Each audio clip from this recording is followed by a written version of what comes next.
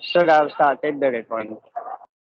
Yes, so good morning, everyone, and welcome to the session. As I just mentioned to you, today is the 3rd of July and a bright sunny morning in spite of the rains here and there. But I think we should be having a good session today. Today, my dear friends, is a session on the heart of this entire project management. I believe very strongly. Today's session is on the whole understanding of project proposal development. I think all of us would be very interested to understand the skill and also understand how one develops a proposal. OK, so actually speaking, we have already initiated this in a way in the last class, but today's class I will elaborately put it down into a sequence wherein you will be able to understand how to develop a proposal right from scratch, or rather from the beginning. OK, so today, my dear friends, I do hope you have been able to reflect a bit on what I shared in the last class. In the last class, if I may now share with you my screen. I'm just sharing my screen. OK.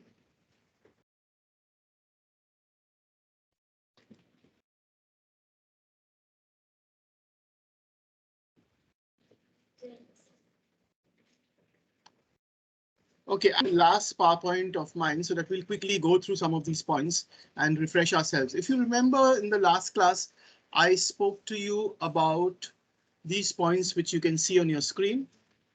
So anybody would like to say some of the points that they were able to reflect on or to think about, and some of the points you think that you are able to take back to your own lives. OK, hello.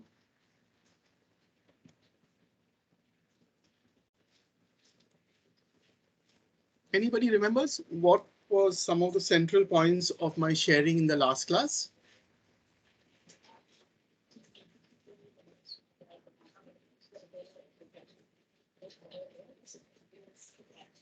Hello. Yes, you are audible, sir. Yeah, yeah. So I was just talking about the point about the last class. OK, I think students, I do hope you will be able to remember. I started off the class by looking at once again the project cycle, and I said it consists of PIME, planning, implementation, monitoring, evaluation. Then we went on to specifically understand planning as a stage of the project cycle. And I told you one important thing is that in project cycle, the first part is the most important, as in it sets the stage for the entire project. And the whole understanding of a project, I went on to explain to you the different settings of a project. And of course, very quickly, we looked at project planning. I'm just running you through some of the slides. OK, so we said we will look at the different types of plans, and I elaborated on the point of strategic planning, OK, as one of the important plans that we have when we are working in an organization. So I then led you through the process of strategic planning. OK, strategic planning, yeah. So in the process of strategic planning, we looked at yeah, I request the participant to kindly.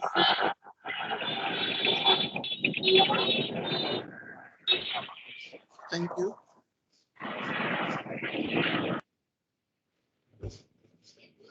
Yeah, so what happens is that we looked at the whole process, and in the process I explained to you how we need to analyze, and our analysis goes back to the field, as in we do a needs analysis, and in this we took the whole process of strategic planning as understood in an organization.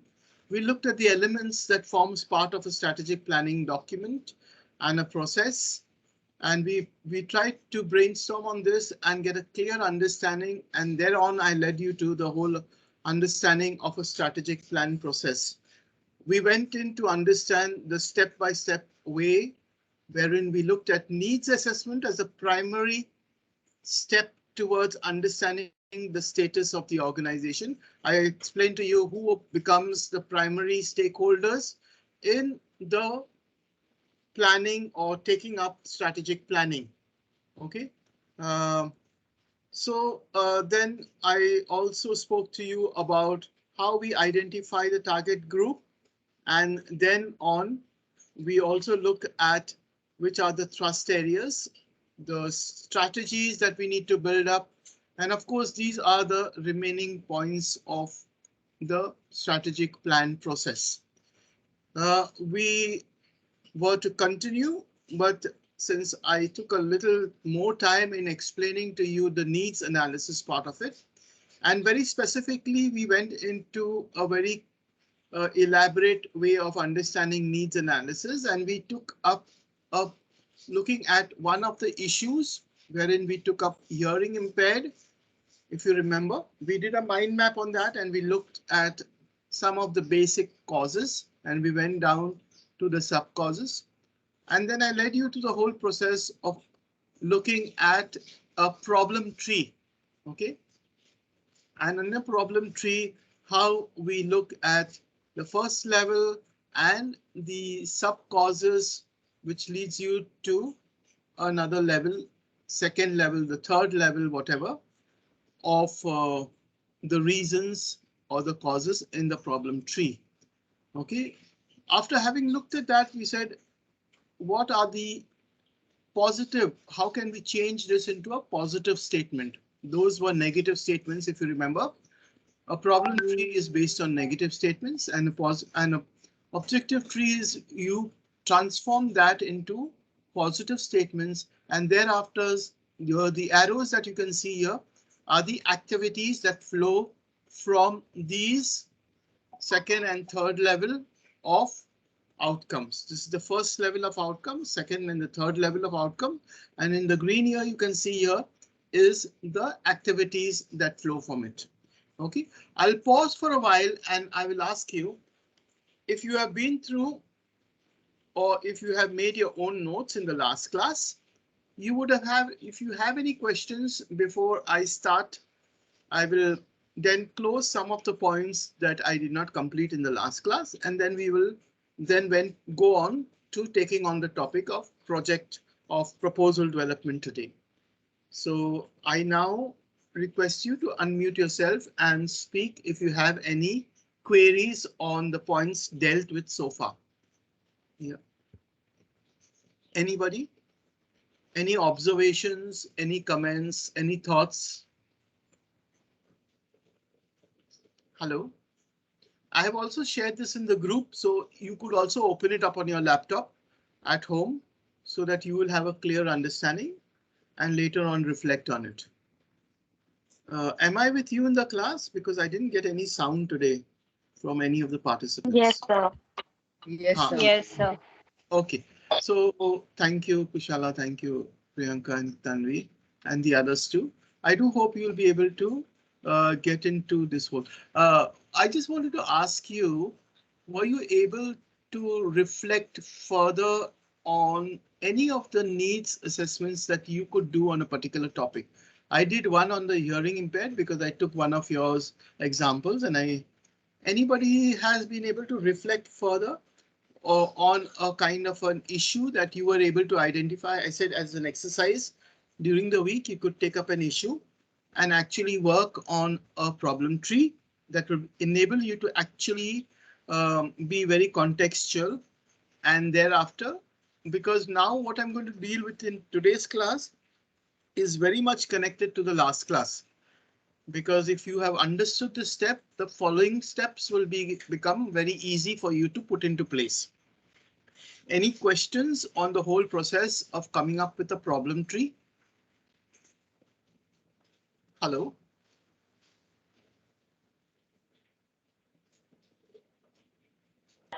So problem tree, what you have taught us right now here, So the problem tree can, when we are making an assignment, because I was just going through last night how I should go ahead with that. So it Yes. is not necessary in the whatever the format you have shared, because your PPT have shared 2 to 3 types of Yeah, problem problem tree trees. patterns. Yeah. Yeah. So I have a doubt actually regarding the assignment. So Yeah, can yeah, I please go go ahead? ahead. Yeah, yeah, please go ahead because So I yeah. understood the part of making a problem tree, but sorry, but could you just give us the more information about, you are writing about, you're telling us about making a tool questionnaire. So could you please give us more understanding about it? Yeah, yeah. The Because tool I'm part of a it, little I will. confused and not aware about. I'm not able Yeah, to yeah, understand that. yeah. Sure, sure, sure. See, the tool part of it is what you will need to look at. I will explain to you now shortly. See, the tool is what you will then prepare. I will go on to that. See, you have understood the stages of the problem tree. I mean, how you go. I have put it on the screen before you so that you can also be with me as I'm talking. Okay. So when you're looking at a Okay. problem tree, I mentioned just I put it down as simply as possible. Okay. So in a problem tree, you first identify a problem. Okay. Uh, okay. And then you look at the causes and effects. But you start writing by you start by putting the problem in the center of the board or on a flip chart or wherever you're putting it. Okay. So this process is clear to you, Priyanka? Hello. Yes, yes. Yes. So this process is clear. Then as you go down, you will look at the causes of the problem, and then these listing will become the roots of the tree. Okay. When you come right down to the bottom root cause, and then you ask, what are the effects of this problem? Well, now the effects, I did not go much into it because effects are some things that I think all of us are aware of. Okay. Like, for example, you have, if you're looking at that same problem of effects of hearing impaired, you would have the effects that, a lot of points. And I don't want to spend too much of time on the effects because that is visible in society. But I just want to share one thing is that do not try to misunderstand the effects as the core problem. That is also another thing to understand. Like, for example, now the effects is inability of uh, like, say, if you take the same example of hearing impaired. Okay, what is the effects of hearing impaired cannot access higher? That means they would not be able to you know uh, you know probably be adjusted into society. They would not be able to participate in events. They would not be able to hold positions of authority. So that would be the effects of the hearing impaired. Okay, of not being able to access institutions of higher learning. Similarly, even if I'll just quickly tell you, suppose if you're taking a random problem, like say you have a problem of in the urban or in the rural area, that people do not have a stable livelihood. So suppose if you take that problem, now you would have the causes very clearly saying that they have not been educated, or rather they have not had access to education. They have not had the proper whatever. Then the effects in this case very often is like, for example, the person gets into addiction. I just like to make a caution here because very often I have seen many practitioners putting addiction as a core problem. You may put it as a core problem, but I would like to look at it. I mean, I've seen very often we can see that addictions in most circumstances are actually effects of the problem. Very often, as social workers, we go into the field and we say there is addiction or as one of the core problems. But that is the effect of what is the real issue. Okay, so this is I just wanted to sound you a caution on this point. Now coming down to the whole thing about say this thing. Okay, I've kept it on the screen itself because then we can look at what are the tools that we can prepare as in to collect data. Okay, so what is the tool that we need to take? We would like to collect data. Like in the case of this, you may use different tools in collecting data. If you have read my articles, which I've just shared with you, there are different types of. You may use a research tool, or you may use a community-driven tool like participatory rural appraisal or participatory rapid appraisal tools. I think all of you are familiar with the basics of those kind of tools where there is community involvement and community participation. Hello, are you aware of tools like that? No. Okay. So Priyanka, maybe, yeah, you are not too much aware of it. Then I'll have to just pause for a while and take a little bit of briefing into that, though I have not put it into my slides. Okay, anybody else does not have any, the others also would not know about community tools of needs assessment? What about the others? Sir, actually, yeah. The rural appraisal is like village mapping, all those, right? Yes. Yes, Indumati, I think you're right, on the right track. You have various kinds of tools that we use at the rural area, or even for that matter in the urban area when we have we do different types of tools. It is called resource mapping tools. Okay, so you have geographical mapping. You have mapping of institutions. Okay, mapping of service providers, mapping of whatever resources are available in the community in terms of institutions, and something that can contribute to the efficient functioning of a good society. So you have resources basically, so community resources. Then geographical mapping is what you do, a mapping of the entire community in terms of where is the community located and how is it accessible to the various institutions and stakeholders in the community. So you have a geographical map on that. Then you have seasonalities is another map wherein it's based on the based on a information that you take from the community in terms of what is there. You could look at, like, say, livelihood. Okay, so you would look at what are the various livelihoods available in the community and which are across which people, which communities access what type of livelihood. That is one kind of a seasonality you could do. Another type of seasonality you could do is you could look at agricultural patterns. Okay, in terms of when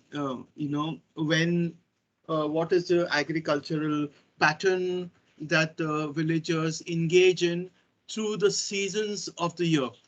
Okay, so that can be done again. Now you'll notice that seasonalities are usually done on the basis of months and years. Okay, so since I'm talking and it's difficult for you, I do hope you are listening. I'll just pull in an Excel file just to give you some basic understanding as I'm talking also of some of the things when we're talking about seasonalities. Okay, so seasonalities, you would look at another interesting exercise you can do is, like, for example, when you're working with women in the community, you could look at a 24-hour schedule of the villagers, for example. Okay, so as in you look at what do the villagers do on a regular cycle of, say, Monday to Saturday or Monday to Sunday, whatever it is. Okay, so you could look at various kinds of things that you could be involved, the community could be involved in, depending upon the nature of the data to be collected. So I'll just put down some of the things without talking to you. I hope you can see my screen. So, like, say, if you're looking at the months of the year, okay, you're looking at January, February, March, April. So suppose if you are quickly doing this with the community, I'm just giving you some examples of seasonality that you can do.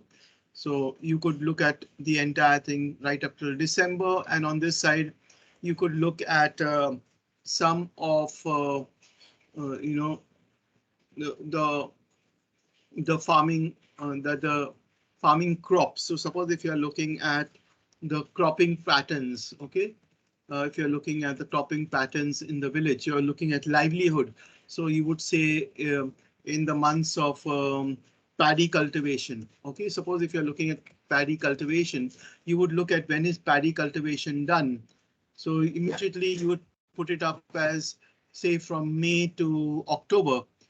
So it would start off and you would be able to tell the people, yes, paddy cultivation, because you start by preparing the field in May, and then when the monsoon. So then again, there's another thing is that then is there a second crop, for example? Do the villagers take a second crop? Okay, a second crop. So what is that crop like? So suppose if it is, say, it is something like cereals.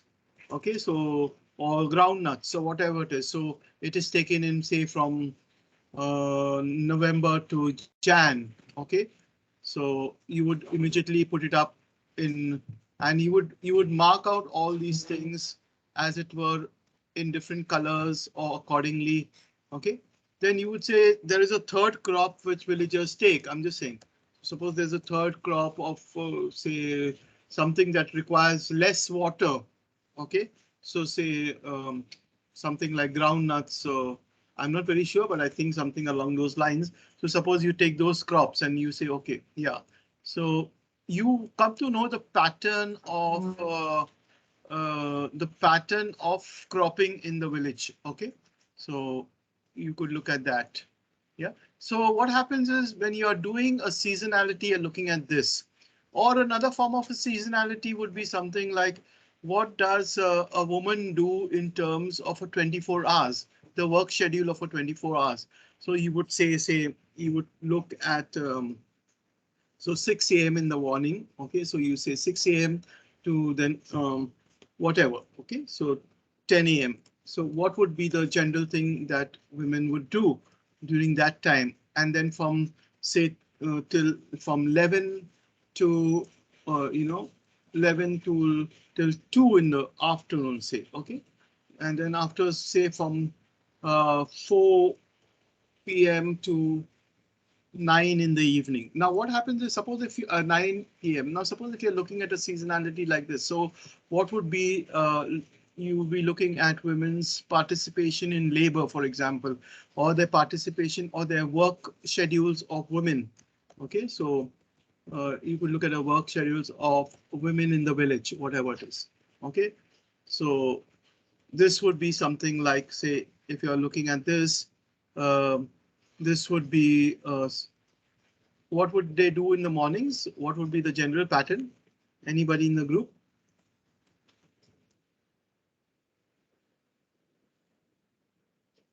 Normally they finish their preparation of breakfast and lunch and they go to the field. Preparing lunch, filling water. Okay, so that would take place early in the morning. Yeah, and then this would be something like, say, field work. Okay, I'm just giving you very rough estimates. So that way you will kind of do it. Now, what is important in PRA, when you're doing a needs assessment, there is a kind of involvement of the women in the whole process, or the involvement when you're looking at, say, cropping patterns, you're looking at the involvement of the farmers in the entire process. And now I'm saying this in 10 minutes, but normally these exercises would take 40 minutes, 45 minutes, depending. You could do it even with regard to various other things like children. Okay, children, what do children do? What do any other adolescent girls, or what do they do?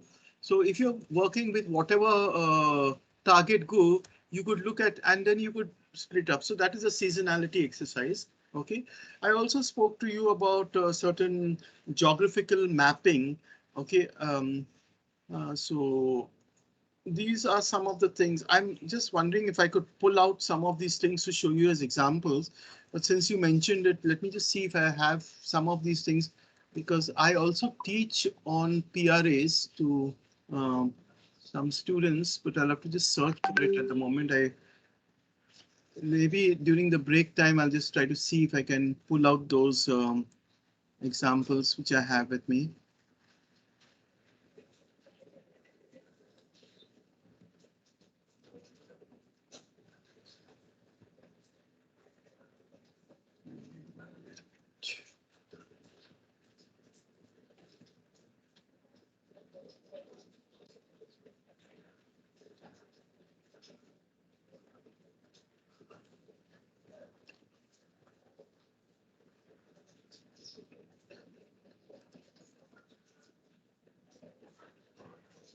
I'll just try to pull out that little later on, and I'll show you, because I have already examples and maps and all those kinds of things, geographical maps. So you can use different kinds of tools. So coming back to this, because I will not try to spend much time on this. So coming back to this, so what are the tools that we can use? Like, say, suppose if I would like to collect data. So the important thing is, what is, if I have to collect data on the deaf cannot understand what is being communicated. So if I would like to know, uh, what are the data points that I would need to collect on this? If you want, I can also look at another map. See, this is another problem tree which I gave you, which is an urban issue, okay, which I did with another group. So this was an urban issue where there was limited access to drinking water. So the group then went on to give me the basic causes. This is the first level of causes. This is the second level of causes. This is the third level. Okay. So if you have to collect data, if you can see so there's no tap connection in the house. Okay. So what is the kind of data that we'll need to collect? Okay.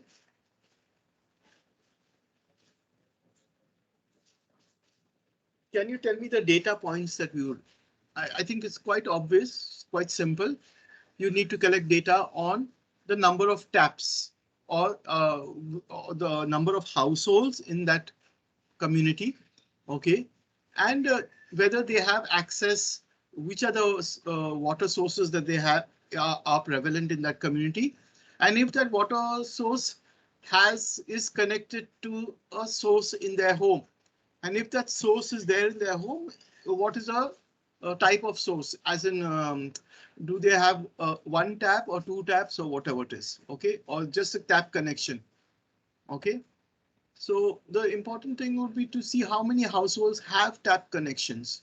Okay, if they are getting water from a common source in the community. Okay, so how many such common sources are there in the community? Okay, then in that common source, how many households access that common source? You got it? Yeah. Now, if you're looking at pressure of water, okay, so you're saying is you would need to collect, saying that if that source is available in the community, that you would have to, get information on when does that water source, when is that water source activated, as in what are the timings of the water. Okay, then you would need to actually measure the pressure of water, maybe use some kind of instrument to measure it, or maybe some basic kind of indicators, like saying the tap is, has a low intensity of water flow or high intensity of water flow, or whatever it is. You can have some kind of indicators. Unequal distribution of water, again here. So as I was telling you, that if it is one water source, how many households access that one water source? What is the method used by the community to access that water source? As in, they stand in a line. Is the timings? Is there a timing for each of the families to, access how much quantity of water? Now, quantity of water can be measured in terms of how many, what do you call it? In the Hindi word is balti of pani. Okay.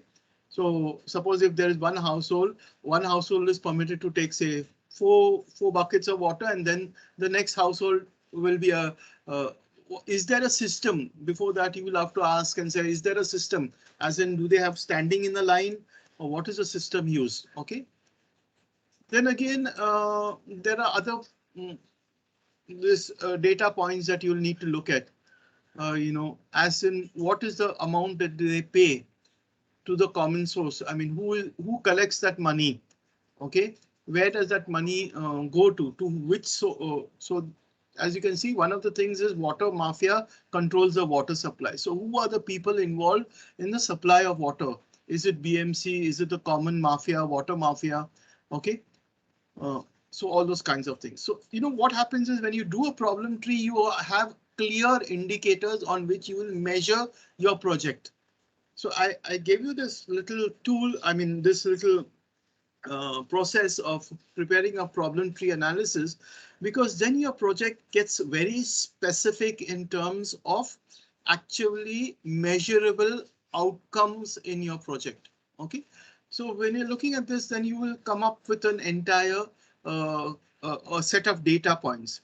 Now that data points will then need to be arranged into a kind of a tool. That tool can be a survey tool. It can be a tool that you engage with the community. As I told you, you engage with the community in terms of using PRA exercises. Okay, like as I was telling you, resource mapping, um, seasonalities, timeline, wealth ranking, and a lot of other things. Now, see, these are the regular kind of tools in PRA that you can use, but you can develop your own way of collecting data, okay, or collecting data as in you could have a focus group discussion, an FGD as it is normally called. A focus group discussion is a group of around 8 to 10 people, or maybe if you can manage 20 people, you can have a meeting with them and then lead them and prod them on to various kinds of replies that you have with regard to the data points on your sheet. Okay, so you have those data points and you are clear about the questions that you would like to ask them. So you could start the focus group discussion with saying is, do you have access to water in the community? So you could do a focus group discussion on that with the community. And in the process, probably you will even collect more data in a focus group in discussion. Okay. So that is a kind of various kinds of tools that you could use. Then when you are looking at it, you can look at specific data. So suppose if you are looking at specific data, you will use a survey tool, as in the number of households. The exact quantitative data is something that you can use. And this quantitative data can serve as a baseline if you have a project in place. Okay. So am I clear about what I just shared with you? Is it becoming clear? Hello? Yes, sir. Yeah. Yeah. OK. So I think if that is sufficiently clear, maybe we can move on a little bit ahead. OK. So I'll just go back to some of the points which I would just like to focus on. So we had strategic planning, and I took you to the whole understanding of needs assessment through a problem tree. Then I spoke to you about how you can also do a needs assessment in terms of understanding your organization. Now there are two things which I was talking to you.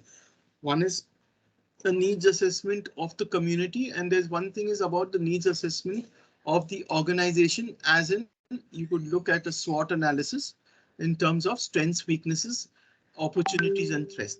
Now this is when you're doing a strategic planning process. Okay, when you do a needs assessment of the target community, you do a problem tree. Okay, and you look at it and you come out with the issues that emerge from the community, and you have a clarity with regard to what is the situation and what are the causes. So that can be later on put into a project. Okay. Now, when you're looking at a strategic plan for an organization, from the needs of the community, you will look at certain key thrust areas that emerge from the community. And those key thrust areas will then you will be asking questions like, are they aligned to the vision, mission, and values of the organization?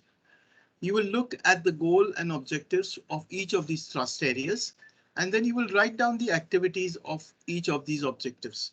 Okay. Now, how do you actually do that in practice?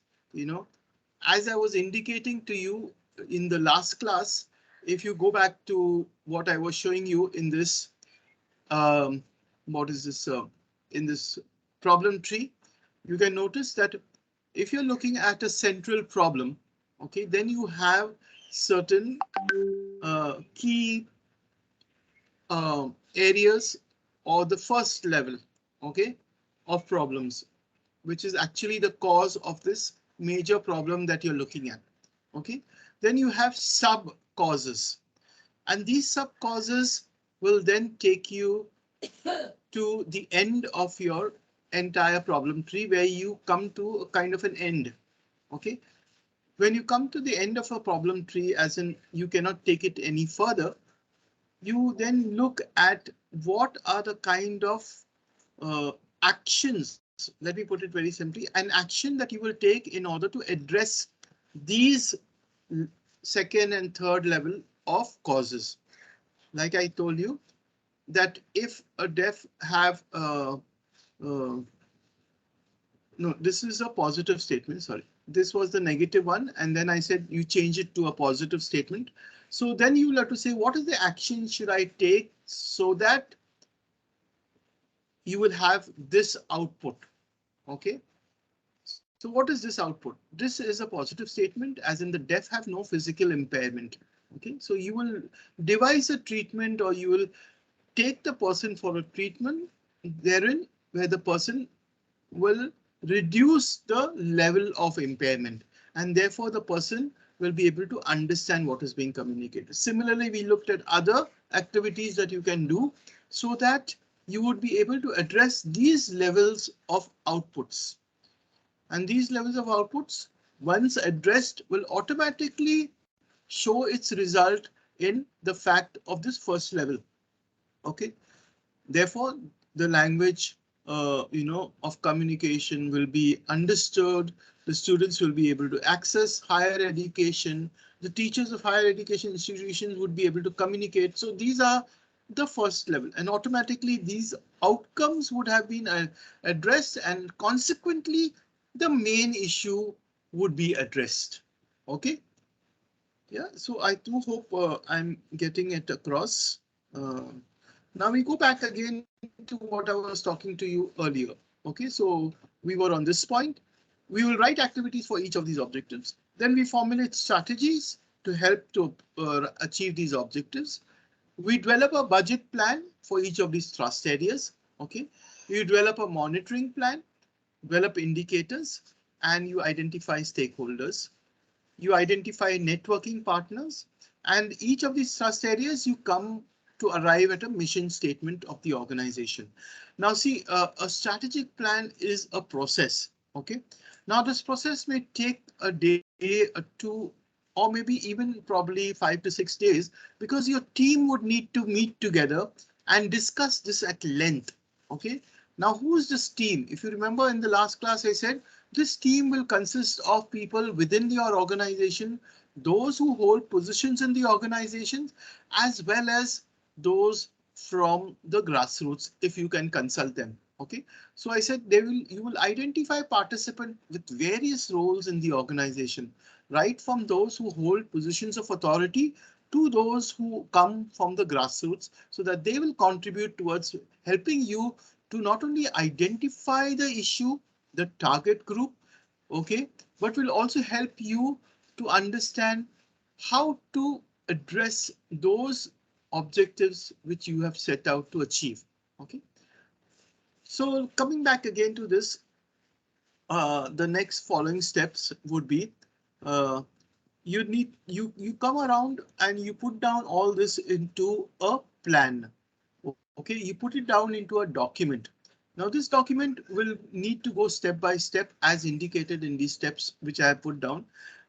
Per se, I'm not sure whether you would get different authors talking about different ways in which you can go about a strategic plan.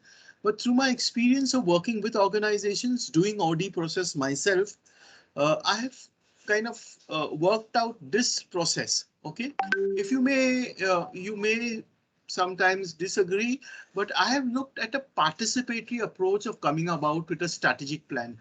See, in all cases, many a time it is the top management who sit together and decide on the strategic plan. Okay, so my experience has been the more consultative this process is, the more it gives results. Okay, the normal thing would be to arrive at a vision and mission. Okay, but when I have been working with the communities and with organizations, I have realized that we need to first look at the status of the existing vision mission, do these needs assessment of the organization. Okay, do the needs assessment of the target group, then come down to exactly looking at what are the areas you would like to address, what are the verticals that you need to address, formulate strategies, and actually work out a plan. Identify stakeholders, identify your networking partners. Stakeholders would be all various levels. Like, for example, if you're working with the topic which you have suggested in terms of hearing impaired, there would be primary stakeholders like the hearing impaired. Then there would be teachers, parents, okay, institutions, okay.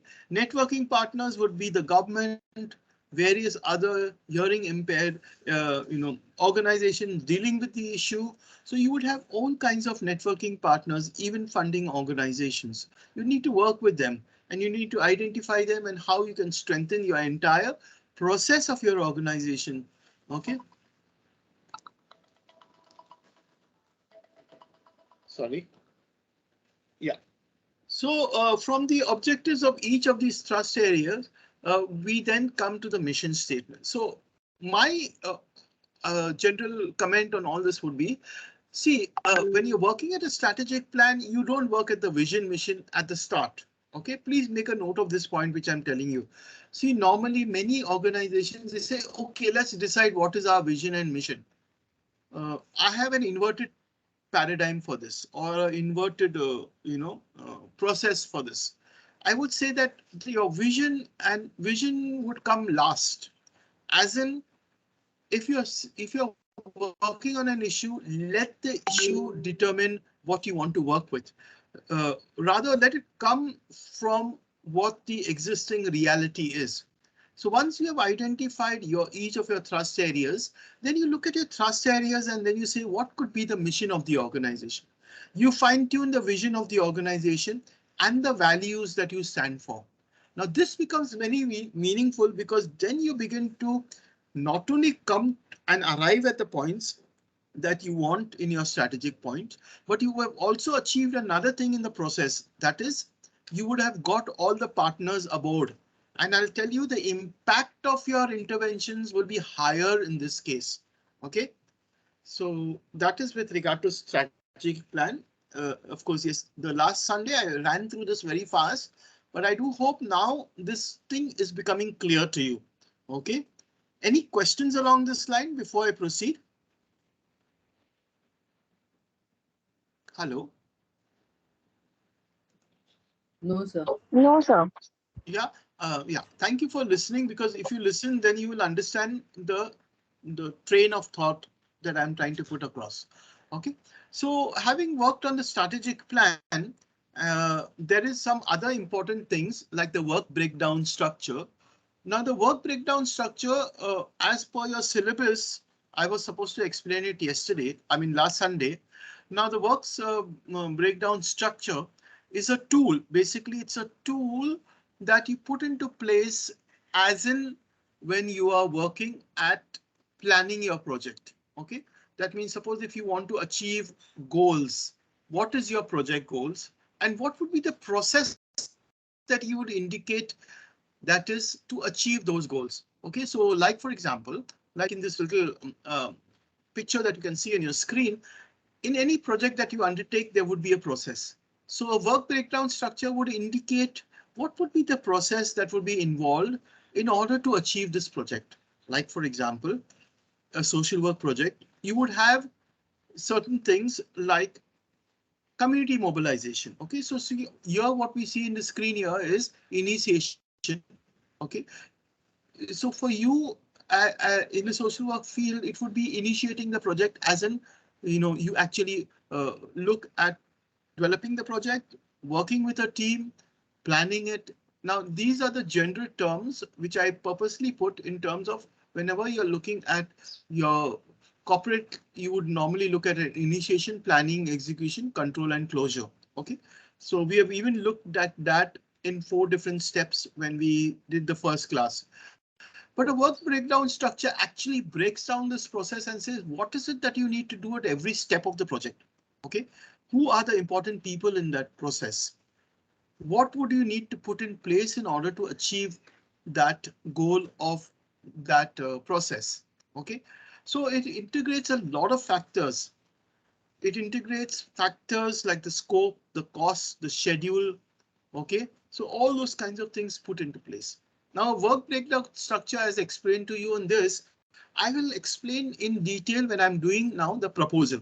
Now I'm explaining it to you. I do hope the concept is clear when you're looking at a work breakdown structure. So when you're looking at implementing the project, you will look at a work breakdown structure, as in to say, given the timelines, again, as I was showing you on the Excel sheet, I'll go back to my Excel sheet. So suppose if you're looking at your your activities or your processes. So you will say community mobilization. Okay, so community mobilization becomes a process here. And then again, you would look at, say, if I would keep the same thing of January, February, March, April, May. So community mobilization would take place, say, in these first 4 months. So you would indicate by saying that you would undertake community mobilization in these months. Okay, simultaneously, you would initiate women's groups. Okay, so you would say, I would initiate this by so formation or initiate women's group, say, till April. So you will be developing a very systematic structure of going about it. Okay, then you would say, okay, you would initiate women's groups, and then you would say open bank accounts.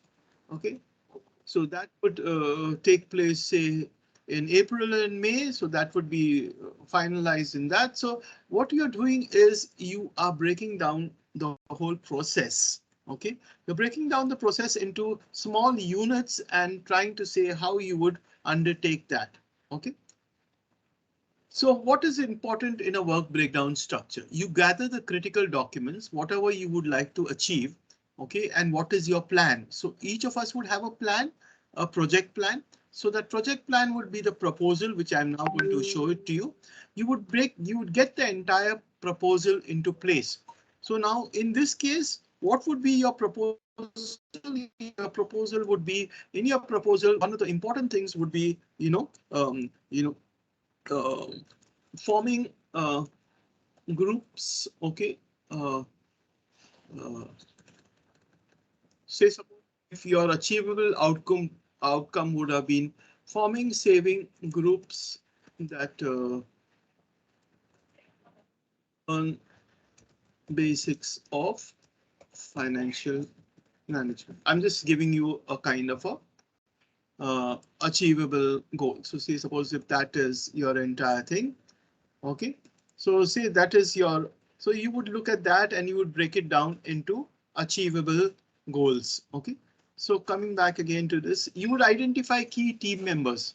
Okay, you would define levels of element. That means you would say that as in how would you go about making sure that this project is achievable and delivers 100% on the field. Okay, that your goals are achieved.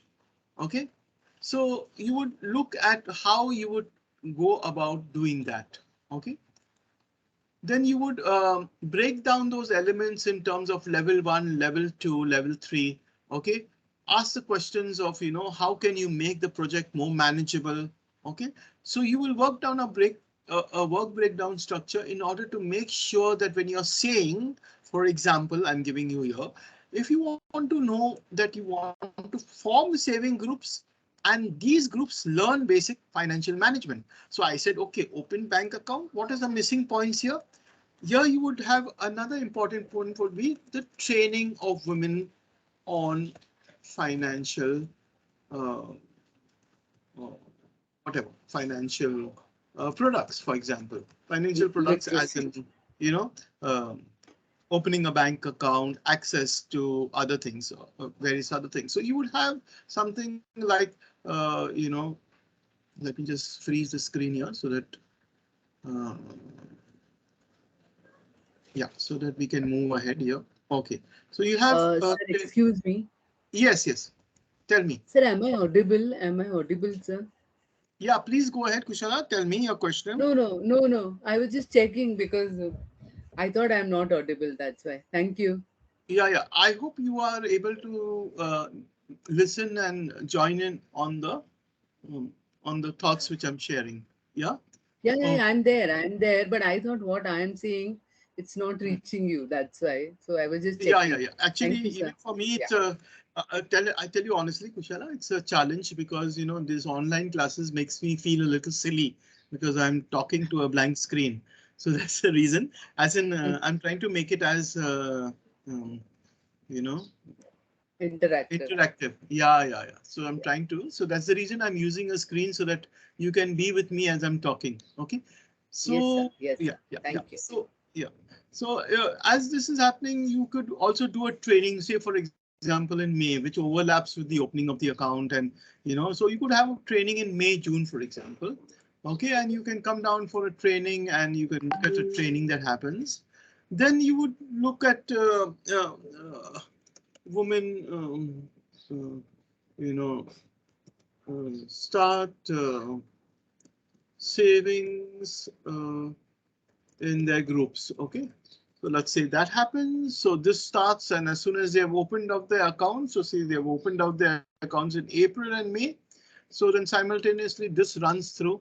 Okay, they start their savings in the group. So this you could stretch out till December. That would be a monthly saving that happens on a regular basis. Okay, so that way you would go on. Then they would have, women start lending, uh, start um, inter intergroup lending services. Okay, just say that happens. So this you could schedule, say somewhere when they have got enough of money, say somewhere July, August. So say from August up to this end of the month, they start in interlending, intergroup lending services. Okay, so that starts happening. So that's what you're planning. Like this is one little outcome that you're looking at, that saving groups have been formed and they learn the basics of financial management. Now you get to know of it. Now you understand. So you are looking at an outcome which you would normally see on your chart. Okay, and this is the work breakdown structure. So work breakdown structure is something like that. You create a Gantt chart. Normally if you Google, I mean, if you know project management, they usually call it a Gantt chart. You decompose the work packages into activities as appropriate. Okay, and you then break it up for further scheduling and project tracking. Yeah. So, okay. So coming down to this critical path analysis is another tool that you can use. Now, work breakdown structure is a tool that you can use while you are planning your project. Okay, a critical path analysis is looking at another concrete initiative that you can take in order to look at how well you can plan.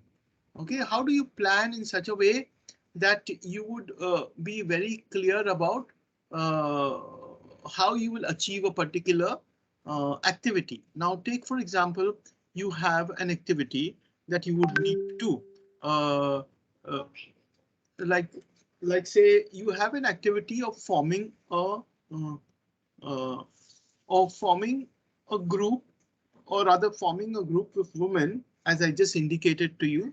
So you would have a whole process involved in that. Okay, so suppose if you take a process, let's take a thing, let's just take the same example of forming a saving group. Okay, so what would be the process about uh, what would be A, B, C, D, E? Okay, so what you're looking in a critical path analysis is a whole process whereby you take the group through a task A to B to C until you reach the point when the group has formed a bank account and operates that bank account efficiently. So let's look at an outcome of women operate a bank account efficiently. Now let me put that down for you. So suppose you say form and operate a bank account efficiently. Okay, so what are you looking at? You're looking at this outcome. Okay, so this is a task that you're looking. When you're looking at the critical path analysis, you're looking at what would be step A.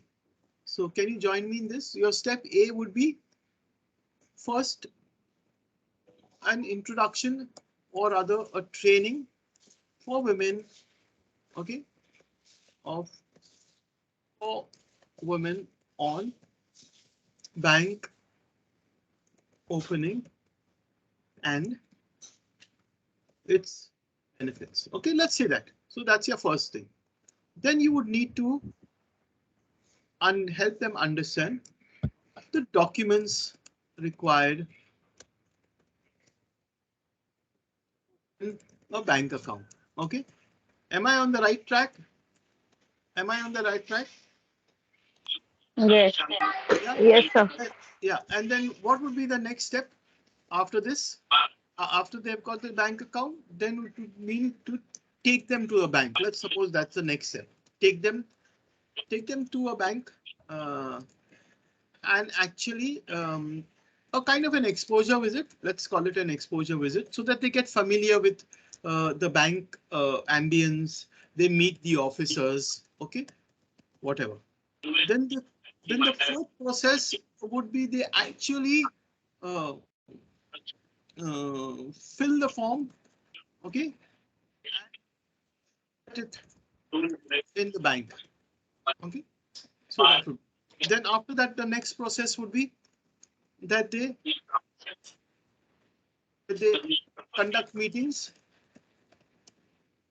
save amounts every month, and deposit it, and then and deposit it in the bank. Okay, so that would be the next step. They conduct meetings, save the amount, and then go and deposit it in the bank. Okay, so then the next process would be updating it regularly and documents and learning about available financial instruments. I suppose something like that. Okay.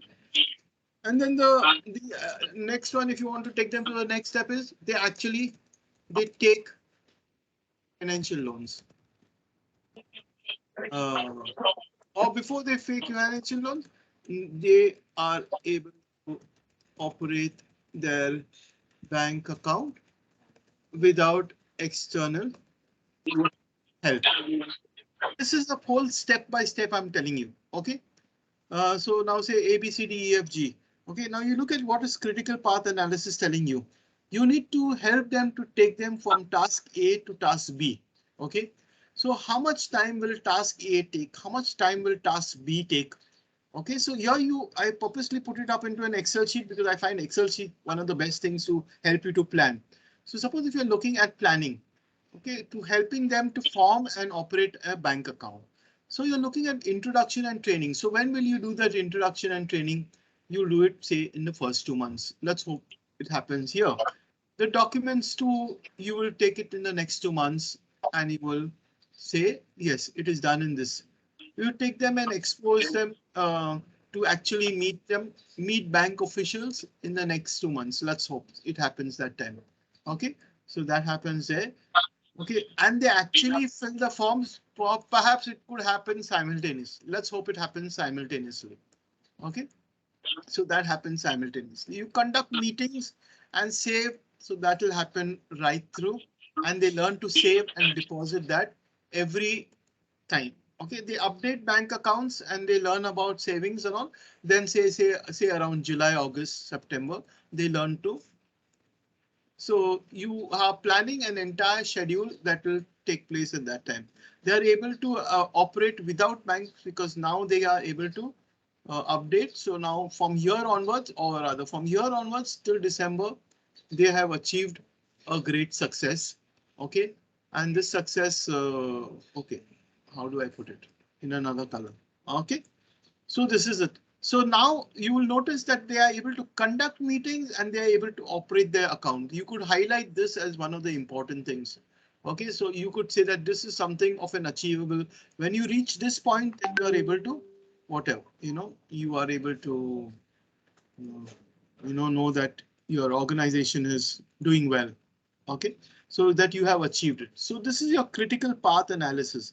Now, where did this originate? It actually originated in one of the organizations when they were doing military planning. So they were looking at military planning as in to say uh, which action would follow which action. You can't go and destroy the enemy without step-by-step involved. So critical path analysis was a step-by-step approach towards planning their military uh, invasion, whatever. OK, so that is how it is. You got it? Yeah. And in the last class also, I was supposed to explain to you risk management, which is also very simple. We'll be doing it again in today's lecture, but let me take some time now because it will become easier when I'm talking about project management. Basically, project risk management is about understanding that your project can face a lot of risk, and you need to identify what are those risks in a project cycle. OK, and you should try to minimize those risks so that your project can happen seamlessly, or rather your project can work very efficiently at the field. Now, the risk can be anything that can impact your project in terms of, for example, budgets, OK, or finances, availability of finances. Now, this is a very important thing, is why I'm saying I'm giving you an example of finances. Very often projects fail because suddenly their finances drop, or rather the project funding agency withdraws or something other than like this. It could happen like this, or like it happens in recent years that the funding agency got blacklisted or whatever it is, and the government put a tab on it and their funds were gone. So the entire project had to close down. OK, so it could be something that could happen like that. OK, it could be also that there could be various other kinds of risk that the project can face in terms of threats that come from outside.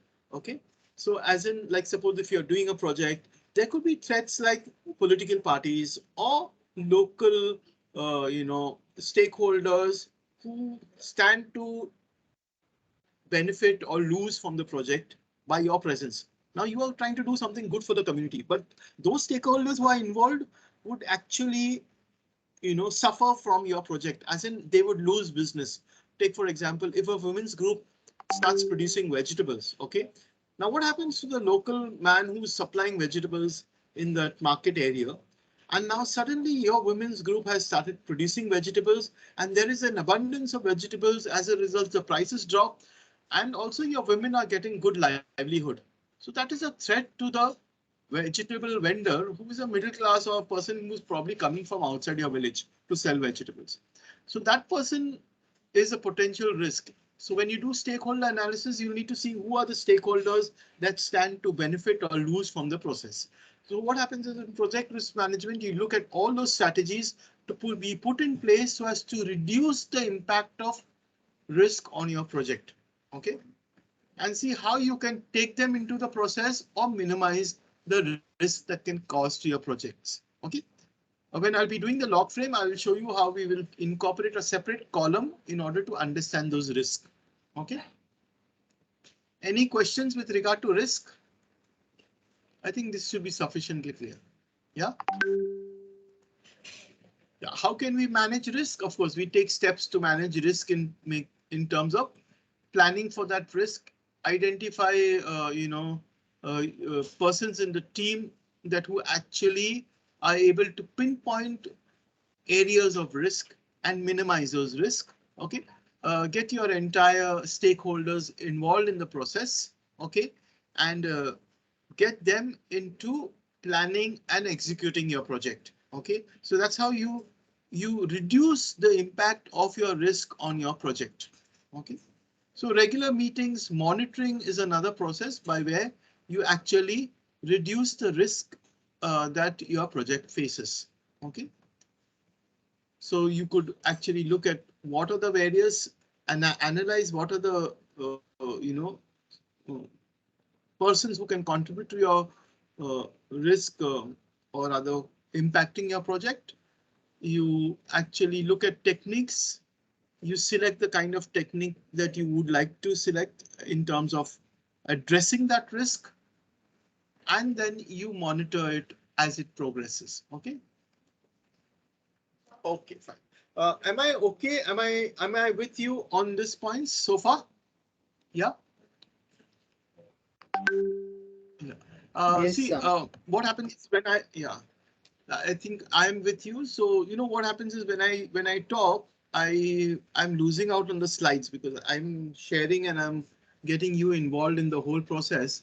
But these were the slides actually I prepared in order to share. But you know, it's sometimes then if I share, then you will go to sleep if I keep talking too much. So that's how I engage you in an exercise. But basically, whatever I was talking to you in those exercises are covered in these slides. Okay, so when you're doing a needs assessment, how do you perceive, how do you look at the needs of the community? Okay, so let me give you a little theory on needs assessment. Okay, so when you're looking at needs assessment, you come to the community to understand what are the needs of the community.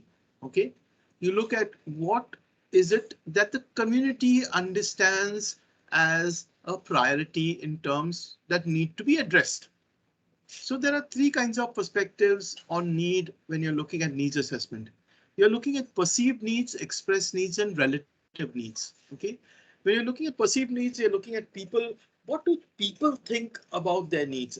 As in to say, you know, how do they look at their needs? Okay, express needs is exactly, when you can look at you know, people who actually come to the agency and say, see, please, can you help us with this? Can you help us to get our Aadhaar card, or can you help us to, you know, get our caste certificate? So that's an express need where there is a people who come to the agency and say, yes, this is the kind of support that we are looking at. Okay. Relative needs are, you need to look at who are part of the processes here. There are many people who are the stakeholders who don't have an equal status in society. Like, for example, women, the disabled, or what you call challenged, physically or mentally challenged. Now, there are many such people for whom they don't even, people who don't even figure on the needs analysis. So therefore, we as social workers or other people as social actors in the process need to understand that we need to consider people with equity, as in everybody is part of the process when you're doing your needs assessment. Okay. So when you're looking at needs assessment, you're looking at the gaps. So what is the current situation and what is the desired conditions? Okay, you're saying that currently there is no water. Okay, what is the desired condition? I would like to have water in this community. Okay, switch on. Okay, so there is a fact that there is a need, perceived need, because as in, you know, some people can, I mean, you would need to go back to the community and actually see what do each of these people say on a one-to-one basis when you're looking at it. So you gather data. Okay, but express needs is when people come to your organization and say, so we do not have water supply. Our water supply is very poor. We get it only for 1 hour in the entire day. Okay. What about the people who cannot even stand in line? For example, physically challenged. How will they go take their bucket and get a bucket filled with water? So you see, there are different types of needs that we need to look at when we are doing a needs assessment. What happens in needs assessment?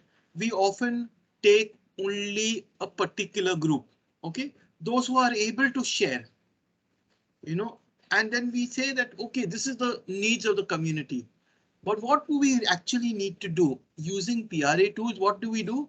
We take not only one person's or a set of people's listening, we take the community's perception of, because we look at the community knowledge. It is not knowledge of one or two people. See, this is where NGOs often make a mistake.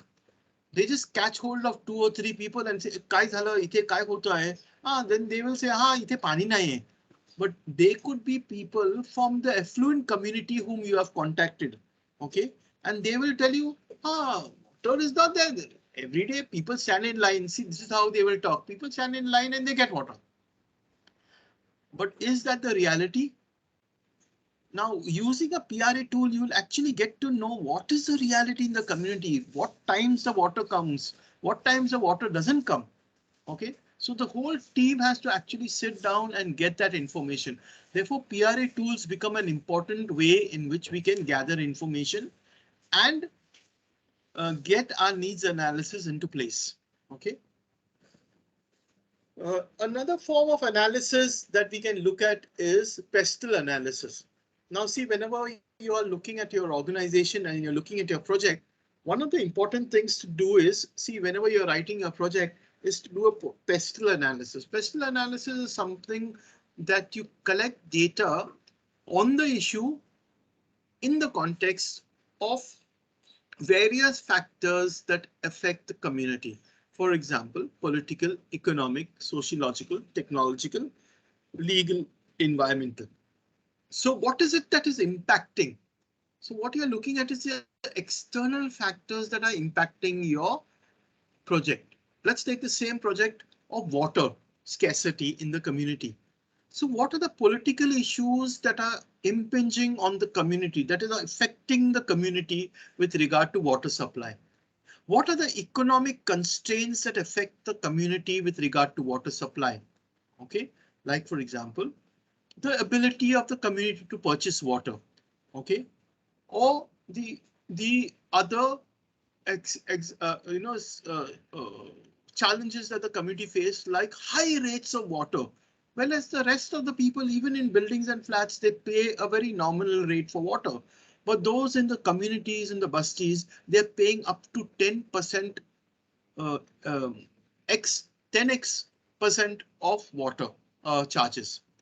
OK, so there is an economic burden. OK, so you are doing an analysis and you're looking at all this. Political is how political parties are affecting the community in order to access their basic water supply. Sociological is again another factor, like saying that that family or these families belong to the Dalits. So, hello. Yeah, so, there could be various things like, for example, the family is a Dalit family, or that family is a secluded family in terms of, some kind of a sociological burden that the person is having.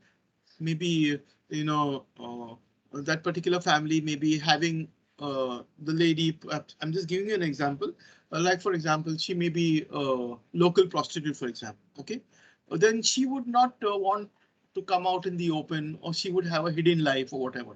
Or that person may be a kind of a, discarded from society for whatever reasons. OK, so there's all these kind of factors, technological or legal. The person may be just living in that community with no legal status, as in the sense may not even have an Aadhaar card, for example, or maybe not having documents. OK, environmental concerns in that place. Okay. So pestle analysis really help your project in order to understand the challenges faced by the issue and by the various community members, and look at how that can impact your project. OK, or impact your working of your project. OK. Another analysis I think all of us understand, I will go very quickly over it. It's SWOT analysis. SWOT analysis is understood as strengths, weaknesses, opportunities, and threats, and we use that very often in many of our analysis. You could even use SWOT analysis when you're doing a project. For example, you could use SWOT analysis as in to understand what is the current human resources available within your organization or within the project for that matter. Do you have sufficient number of staff? Do you have volunteers from the community who can be part of the project? Are there enough of physical resources within the community? So what are the strengths of your physical? Like, do you have a kind of an office? Do you have some location where the community can meet? For example, women's group. Is there a common place like the Samaj Mandir where the women can meet? OK.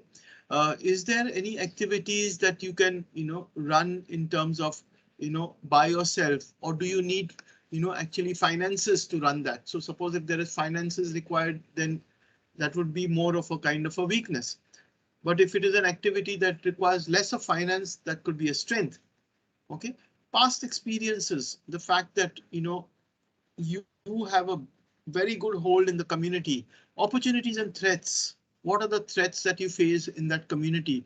Perhaps from political parties or some kind of local, power brokers, like say some local gunda or whatever it is. So what are the opportunities? As in the opportunities that there are people within the community who are also educated. So that could be an opportunity. Okay. Or people who have access. There could be certain traders living in the community who are willing to help out. So that could be an opportunity. There could be threats, as I already mentioned. Okay.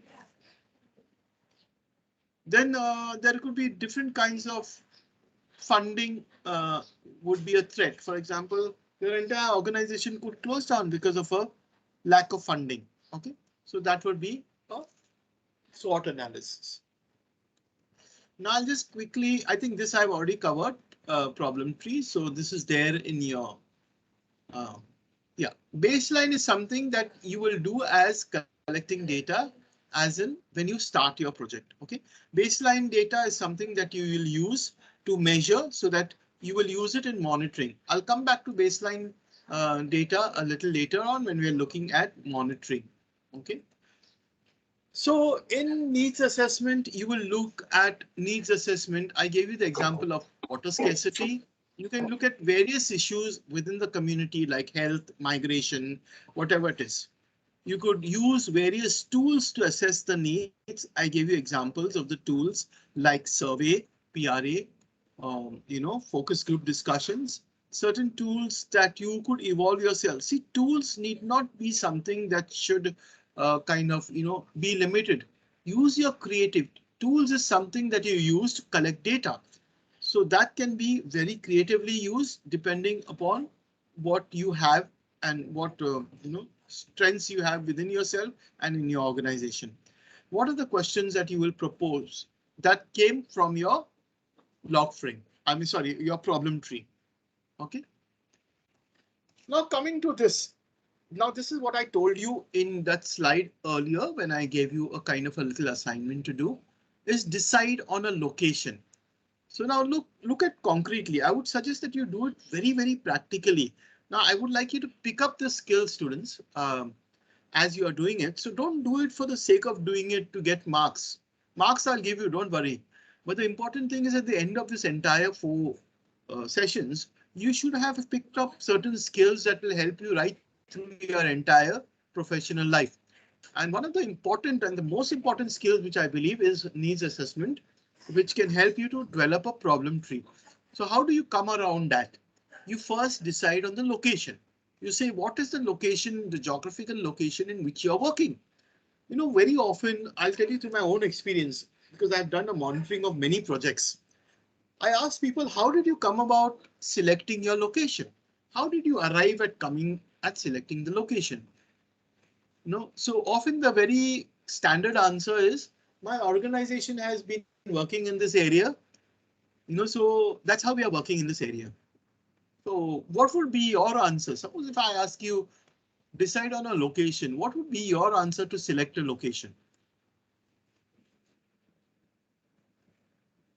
It could be mostly a socially, economically disadvantaged group Yes, location, very like good. majorly slums or any tribal areas like that. Yes. Yeah. Yeah. So you will look at something rightly said, Indumati. I think that's Indu, no? Who spoke? Yeah, I think so. It's you. Yes, sir. So yeah, so yeah, I'm just going by the name that I can see flashing on my screen while you're talking. So as I was telling you, so rightly said by Indumati that you would look at a particular location based on what is the group that you're working with. So your target group. OK, so when you're looking at your location, it's important to understand 2 factors, which I put it as consequent points in your slide here, is to say which is the group I am looking at with regard to working with. Now this you can arrive at from your entire strategic plan document, or you simply go back to what your organization stands for. Your organization could be standing for working with general population, but within the general population, you could look at a target group in terms of who is the most disadvantaged or marginalized group, okay, in the community. Now, if they are okay with regard to their conditions, okay, then I don't think so they would need your help. Why would they need an NGO to help them? Okay, okay, you would need an NGO to give you information, like for example, the citizen forums and consumer forums. These are people who are well off and middle class people who sometimes also, so that target group lacks the knowledge of processes. So therefore, a consumer forum is something that will give you services on understanding what is the process. Okay, but today's world, not today's world, today's society, these are services that can be obtained by charging the target community a small fee, right? Okay, but when you're looking at a target group, you will look at generally those people who actually are currently in a very difficult situation, as in those who are poor, marginalized, or those groups who are suffering some kind of an impediment, or rather what you call it, a challenge. They're facing a challenge. Now the issues of concern also becomes a priority while selecting your project. Okay, while looking at how you work in the community or what you work, you look at what is the issue that you're working with. Suppose if you are working on the issue of water, for example, Pani Foundation, they are working in the urban sector of Mumbai, but they are very clear about what is the issue that they are working with. They are working on the issue of water. There is a scarcity of water or lack of access to water supply in whichever basti. So they are very clear about, or for that matter, Pratham that is working with children. Okay, so what is Pratham's main vision? You will derive it from their vision. Okay, they are working with children. Their target group is children. And if you go to their vision, you'll immediately know what Pratham is doing.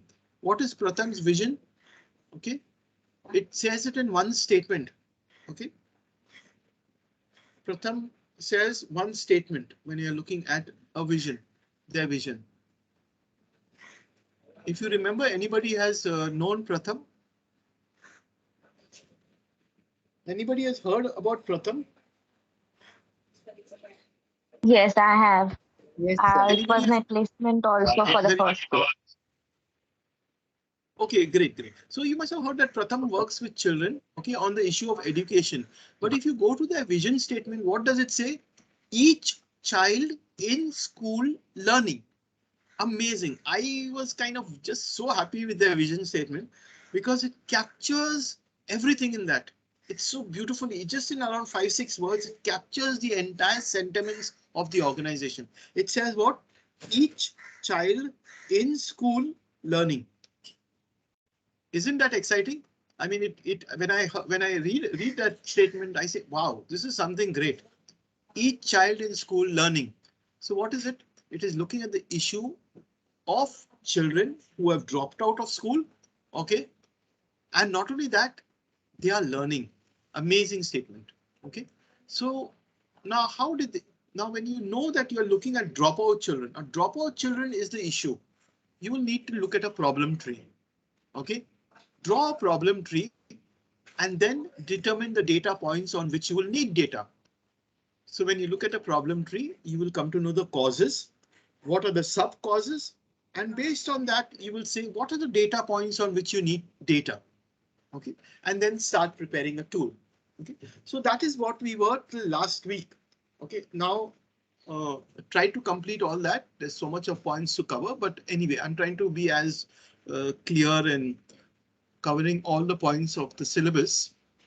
Okay, so here we are with regard to undertaking a social project. Okay, where am I? Okay, so that was last class. So for any challenges now, I've shared this PowerPoint for you. So you already have it with you on your end. You go through it and I hope you have understood all points. Am I clear so far? Hello? Yes, sir. Yeah, Yes, great. sir. Yes, sir. Yeah, I do hope. Yeah, so definitely I'm sure you are you are not only in school, you are in the session and you are learning. Just to take Pratham's example. Okay, so coming back to this, I'll come back to my lecture today and I will be happy to present to you my session of today. So today's session is on proposal development, and we are looking at proposal development. So taking on from our learnings from last week, we will quickly go through today's session on project proposal development. OK, so we have an understanding of how to work on needs assessment. So now what we'll do is I will just introduce you to this little app that I use. It's called a mind map. Has any one of you used a mind map before? I'm sure you might have used it at some point. It is a very helpful tool, especially if you're doing brainstorming in smaller groups. You know, I've used it very effectively. OK. Yeah. So in mind map, what do? You basically kind of put down your thoughts, OK, into a mind map. OK. And when you're doing needs assessment, you can look at what we were doing in the last class, putting down our thoughts. OK. Anybody has done a rough kind of a thing as a homework I asked you to do, because that would be helpful for us to gather our thoughts together when we are looking at project management. Anybody has kind of thought about a rough kind of a plan, a needs assessment, not a plan, but a needs assessment, as in a problem tree. Sorry, I'm getting my thoughts wrong. OK, so don't worry, I'll still go ahead. So in today's class, we are going to look at community planning tools. OK, we have already started on needs assessment.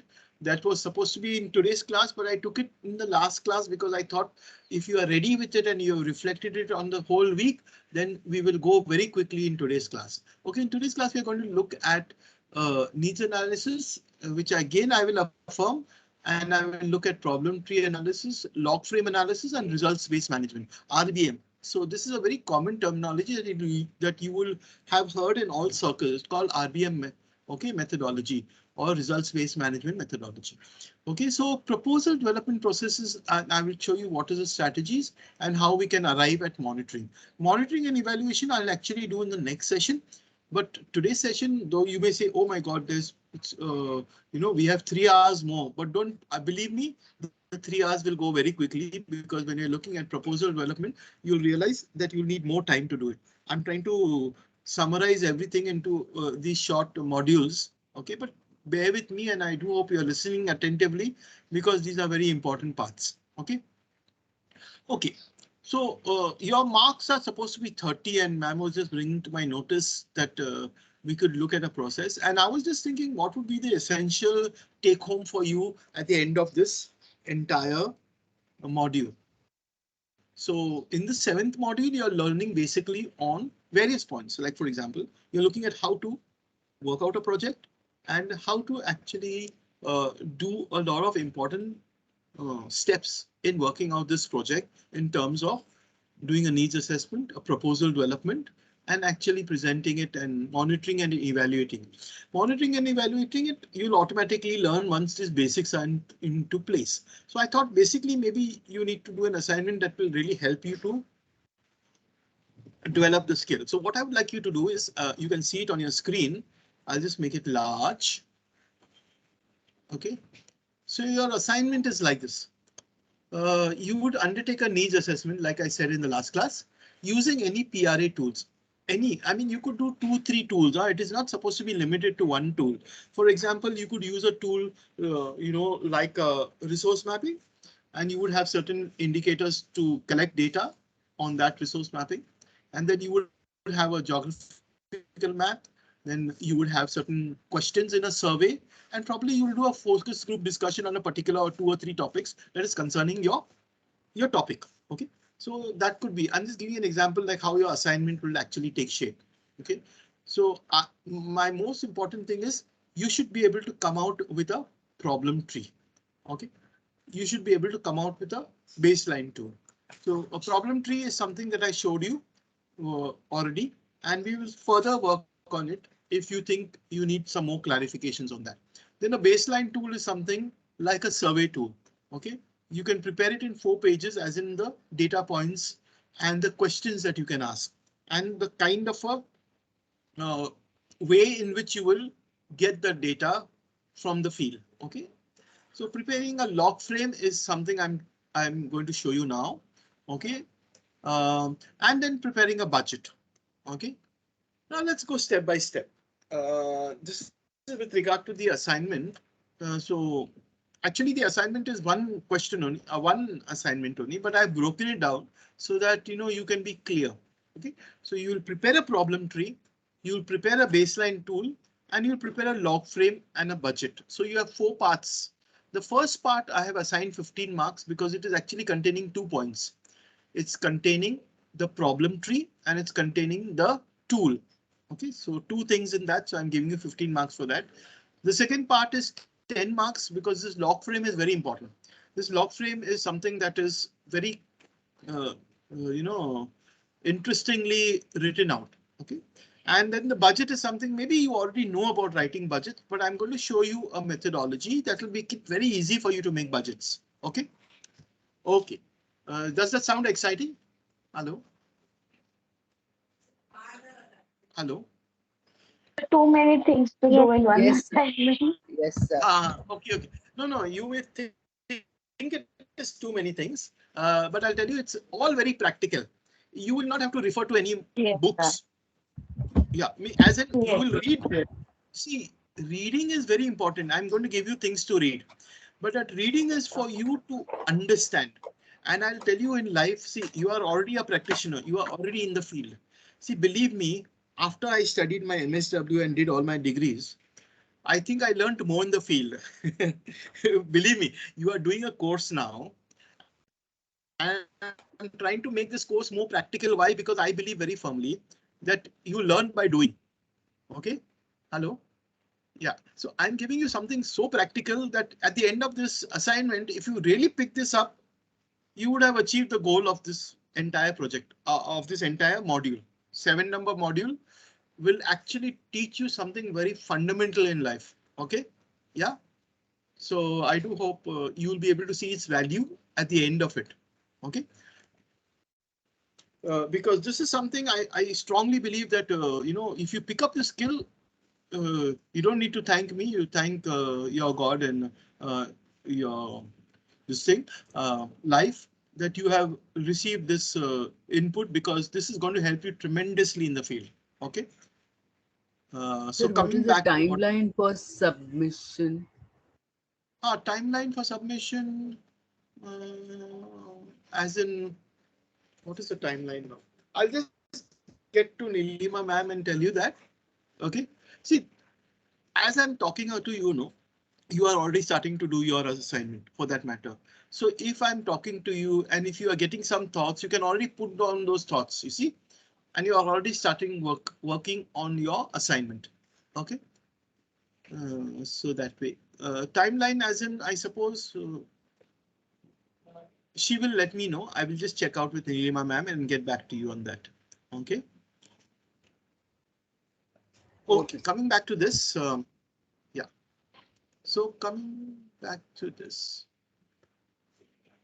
See, I forgot to tell you, you can also read for your self-study. I'll give you a few things. I've given you some articles.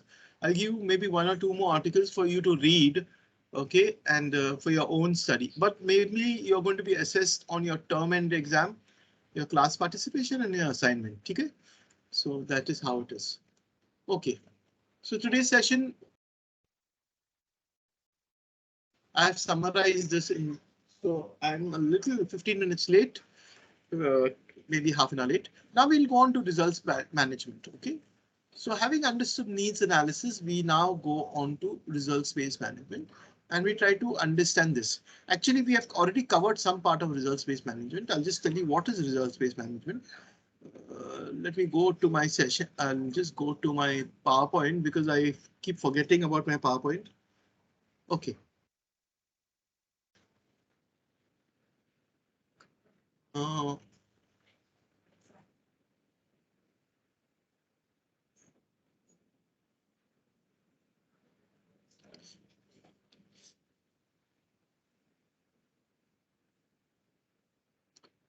you an introduction into results. What is results-based management? Okay. Uh, okay. So we are going to now look at a log frame, preparing a log frame. So what is Is it results-based possible management? to So we're take a looking break? at results. Yeah, please go ahead. Ah, yeah, we'll take a break. Sorry. Yeah, yeah, certainly, certainly. We'll take a break of 5 minutes. That gives me also If you start a a new breather. topic, Thank you. can you? Yeah. Thank you. Yeah, yeah, sure, sure, sure. We'll take a 5 to 10 minutes break. Yeah, thank you.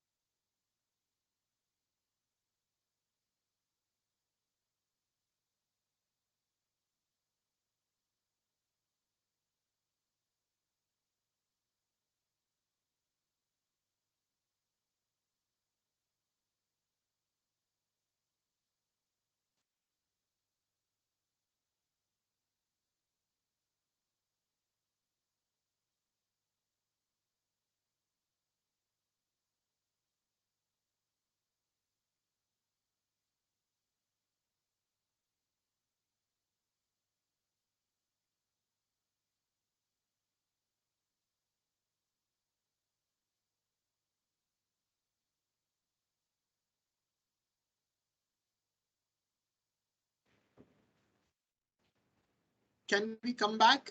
Are we here? Hello? Yes, sir. Yeah, so I think I'll start again back. So we are into now results-based management. Okay, so we have completed a lot of ground as in understanding needs analysis and looking at a proposal. Okay, so we have looked at a problem tree. Okay, and we've had many examples of a problem tree before us. Uh, Problem tree is negative, and then the same thing when we change it into a positive thing is called an objective tree. Now coming to results-based management, what are we looking at? We are looking at putting our findings into a framework. Okay, it's called the log frame matrix.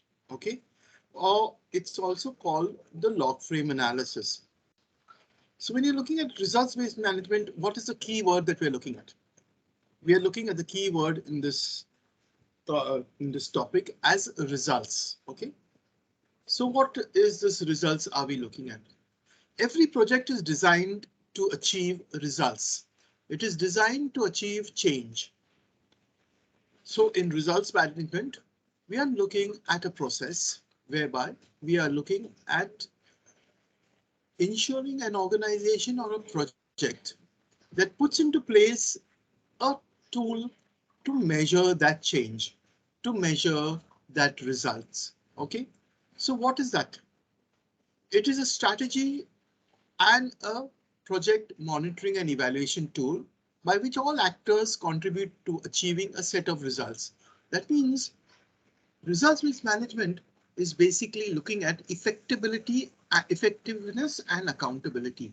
See, in the 1990s, when project management actually was started being initiated into the NGO sector, where things started getting formalized because of the amount of funds that started coming into the NGO sector, they realized that there was the need of accountability. There was a need of putting systems into place so as to ensure that the money that was being poured into the social work sector would be accountable with regard to the results. And that's how RBM then came about, okay, as a process whereby they could measure the desired results. So what are these results are we looking at? We are looking at it in a framework. The framework that tells you that these results have certain levels. These results are measurable with indicators. Okay, these results are effected through a process.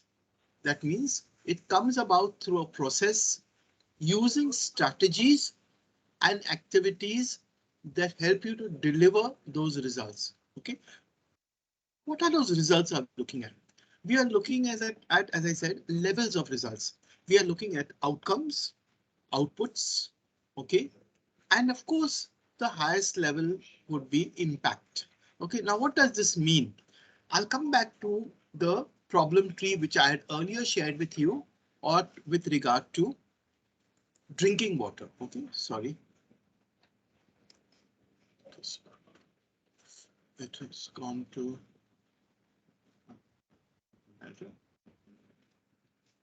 Okay, so this is the problem tree which shows you clearly that there is limited access to drinking water is a problem. Okay, now this is one example. Okay, this is an urban situation. Okay, so the needs have been identified as this one particular need of access to water. Okay, so here is the focal problem. If you notice, this is a problem tree, as in this is the trunk. We are not looking at effects, because effects will automatically get addressed once the problems are addressed. Okay, effects are a result of the problem, or if you are addressing the problem, it will point out to the effects as in positive effects. So now here we are looking at the problem. The focal problem is limited access to drinking water. Okay, and here you see is the first level of results. Okay, remember I keep coming back to this and I probably didn't explain it in detail at that point. I said this is the first level because it is directly connected to the main point of the focal problem or the main problem. Okay, so there's no tap connection in the house. Okay, so if there was a tap connection, there would be a kind of fairly good access to drinking water. So we'll use the principle of if and then.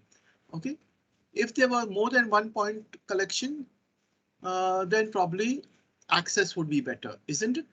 If there was a higher pressure of water, probably access of drinking water would be better. If there was an equal distribution of water, perhaps drinking. So let's say, okay, this is the first level. Okay, and then we go down further and we say, what are the sub causes or the sub reasons for this current condition? Okay, so there's no tap connection in the house because there's no pipe connection outside the house. Also, that they couldn't afford the high price. There is only one water collection point because there is a water mark controlling the water supply. Okay, why is there low pressure? Because that is BMC is controlling the water supply. So they, while opening the tap, probably they open only one turn of the tap or two turns of the tap. So the pressure is low. There's, or maybe the pressure is low because of the size of the tap. Okay, size of the pipe. I think those who have worked on this issue will know that there is a size of the pipe that matters. They say no, आधा inch, 1 inch, 1.5 inch का pipe रहेगा तो 2 inch का pipe रहेगा तो ज्यादा pressure हो सकता है. There's no natural resource of water. Okay, there's unequal distribution. So now what happens is that this becomes a second level. Okay, and then you have further down you go on to the third level. Okay, so when you're looking at one connection point, these are the two reasons, because there's illegal housing. This is with regard to two reasons here in low pressure, and of course then these are the sub reasons. Okay, so how do we now look at it as results? Okay, when we want to look at results, we need to turn this problem tree into an objective tree. What does it mean? It simply means, put it very simply, is that these negative statements will then be transformed into a positive statement. What do I mean by this? Now say limited access of drinking water will then become positive. Anybody in the group would like to try their hand up making this entire thing positive?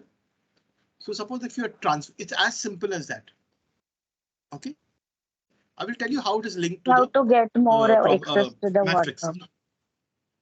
Yeah, more access to the water or increased access to the water. Okay, you can use different adjectives to put it down. No tap connection would become tap connection. Every household has tap connection. Every household has a tap. Fantastic. Okay, so only one water collection point. Suppose if that is a thing, then you can write it as multiple water collection points or many water collection. Yeah, water collection points. Okay, low pressure would be increased pressure or higher pressure of water. New pipelines or something like that. Okay, yeah, no. See, one thing, Priyanka, new pipeline is an activity. Okay. Just get that.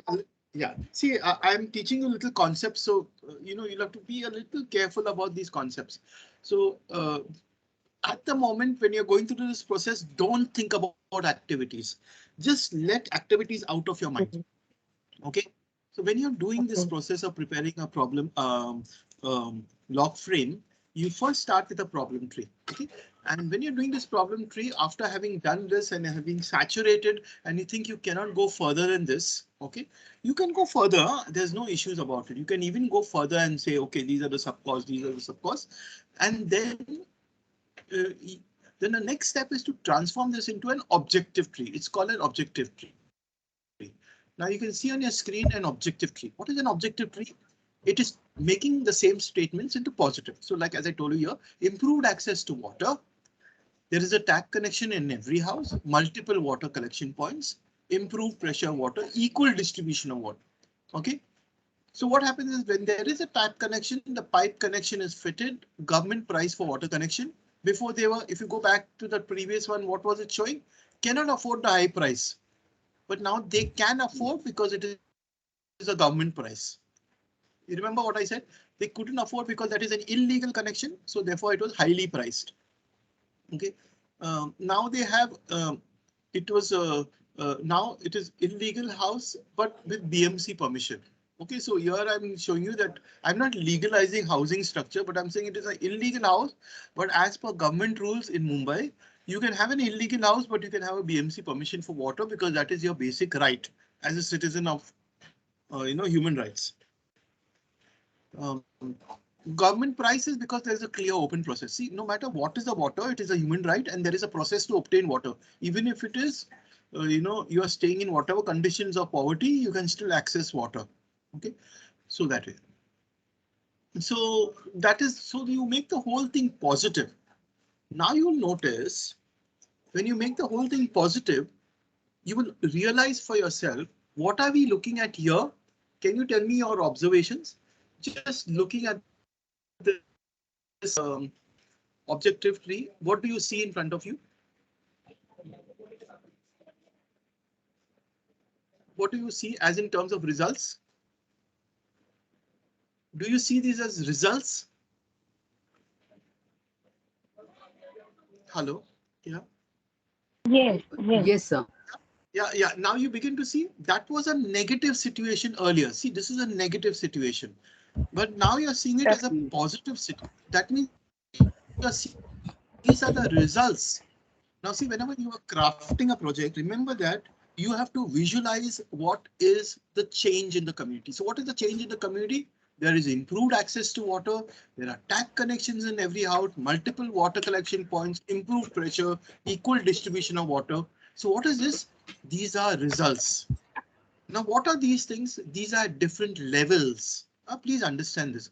So this improved access of drinking water will be what? Your goal statement or your impact statement. Okay, in a project this year, this goal, this problem earlier, I'm just showing you, this is your problem earlier, limited access become improved access. So that becomes your goal of your project. Now this level is called the first level. The first level then becomes what? It becomes your objectives, or it also becomes your outcomes. Okay, these become your outcomes. This first level becomes your outcomes. Okay, third level, what it becomes? It becomes your outputs. Okay, it becomes your outputs. Outputs is a second or third level. That means now you will say, oh, what are we looking at results? We haven't even started working. We haven't even discussed what is the activities. Precisely. You need to first understand what is it that you need to achieve and then decide the activities that will help you to achieve these things. Now it will become very easy for you to understand what is it that I need to do in order to achieve a BMC permission. What is it that I need to do? What is the activity that I need to do in order to get a water connection through an open process? What is it that I need to do in order to get the water supply or to make that housing legal or whatever? What is it that I need to do in order to get the BMC water supply? Okay, I'll have to elect a representative. So I'll have to take the case to an elected representative. I'll have to work on activities that will promote harmony in the community. I will have to work on activities that will promote equality in the community. Okay, I'll have to work on activities that will promote, awakening of natural resources in the community. I will have to work at activities that will promote equality in the community, the same point equality, so that there is no caste discrimination. Okay, so automatically your activities will be in place. Before doing this process, what was your normal thing? You walked into a community and you said, "Hey, पानी नहीं है, चलो मैं phone लगाता हूँ." किसको phone लगाता? अरे मेरा इन्फ्लुएंस है ना BMC में. So what were you doing at that time? You were working on behalf of the community.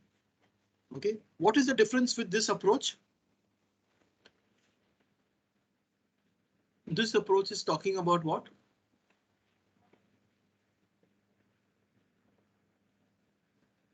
this approach is community based. It is community as in it takes into confidence. You'll automatically notice that the activities that you will choose in these cases will be along with the community, because you're going to discuss this with the community. Remember, you're going to obtain the data points. So while you're going to obtain the data points with your tool, automatically they will discuss it with you. And when you will discuss it, probably you will even get deeper points and deeper reflections. OK, so that is how it works. OK, so you will have this.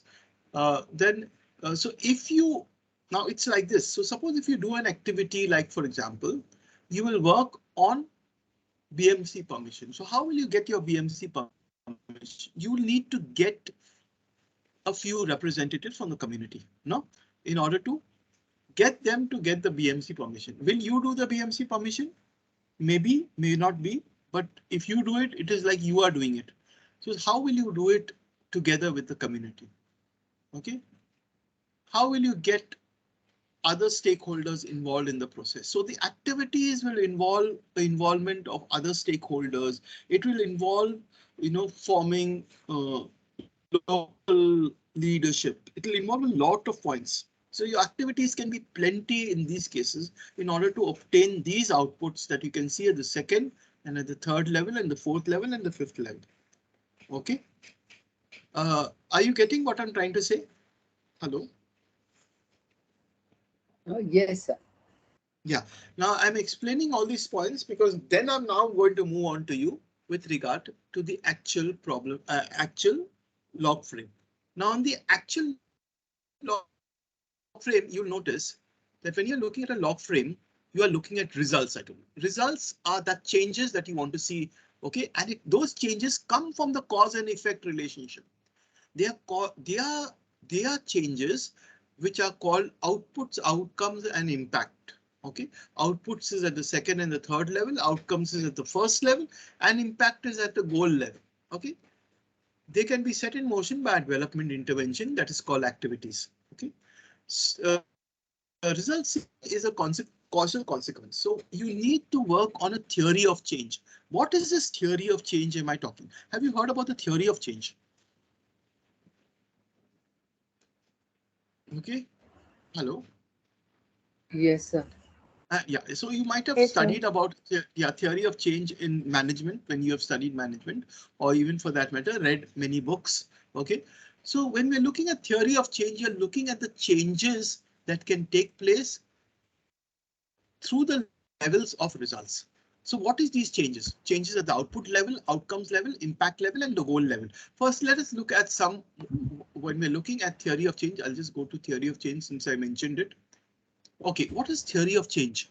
Theory of change is basically a comprehensive description on how and why a desired change is expected to happen in a particular context. So you're looking at the process involved in it. You're looking at what are the activities that can produce an output? What are those activities that can give you an outcome and later on give you an impact? So what are you doing? You're actually mapping out and filling out the betweens. You're looking at activities that will lead you to your levels of results. It will lead you to your desired goal. OK, so how do you go? You look at your desired goal. OK, and then you look at your outcomes. OK, and you look at all this is mapped in an outcomes framework, which I'm now going to take you to the log framework. OK, and it provides the basis for identifying what type of activity or intervention that will lead you to the outcomes. Going back again, let me go back to this, what I was talking to you about. OK, so when you're looking at this, you're looking at these levels of results. OK, so what are these levels of results? Outputs. What is an output? It is a change in a skill or ability, OK, in a product or a service that results from a completion of an activity. You do an activity, OK, and with that activity, you are able to get an output. Let me go back to my log frame. I mean, my objective tree. Let me take another objective tree just to give you a variety. OK, now this was something that I did earlier with another group. I just put it here for your thing. OK, now I think some of you are working in the issue of health, so maybe you will understand this a little bit more. And COVID is something that we already went through. OK, and we are still going through. We are looking at improving better health situation and better access or improved access to livelihood of 500 families in Dharavi because of COVID wave. Okay, so what are we looking at? So we were looking at, I'll just show you the negative statement first. The negative statement was decreasing health situation and loss of livelihood. We all know this situation took place. Why was that? Because of lack of access to medical facilities, lack of human resources, lack of accurate information and increased loss of livelihood. Okay, now what I'm showing you here on the screen is after discussing with one group. I remember I went through a discussion of more than 1.5 or 2 hours to actually arrive at this. Okay, now what you can see on your screen here is looking so simple, but believe me, it took me a lot of time to actually brainstorm and actually come around with this. So these are the negative situation, as you can see, access to medical. Now this is the first level and this will become your outcome. And as you change it to positive, you'll see improved access to health facilities, medical facilities, adequate human resources, provision of accurate information, because there was a lot of misinformation, and decreased loss of livelihood. So that is your first level. This is your outcomes and these are your outputs. Okay, now I have indicated this with clarity here, cause effect. Don't worry, I'm sharing this with you. You will get it in your PowerPoint, so you can go through it and thoroughly look at this. This is a good example. Okay, so when you're looking at improved access to medical facilities like medicine, oxygen, beds, everything. So what are we looking at? Improved government health infrastructure, progressive decrease in the cases. Here we are looking at attempts to plan health infrastructure, priority health spending in the health sector, better government policy, awareness of pandemic protocols, COVID protocols are followed and increased testing in order to decrease the cases. Now, this is something very interesting. I think all of us would understand this very easily. I don't have to explain much because this becomes clear. Now, these outputs, what would be the kind of activities that you would do in order to get these outputs? Okay, anybody would like to just quickly dash in some activities from your experience of working in the health sector?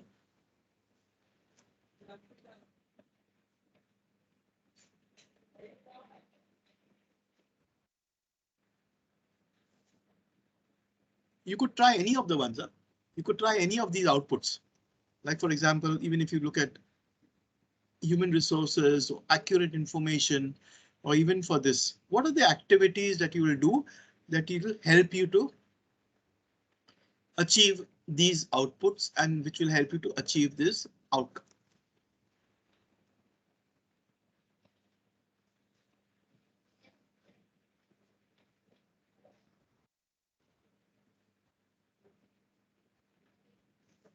This is how you will plan for your activities,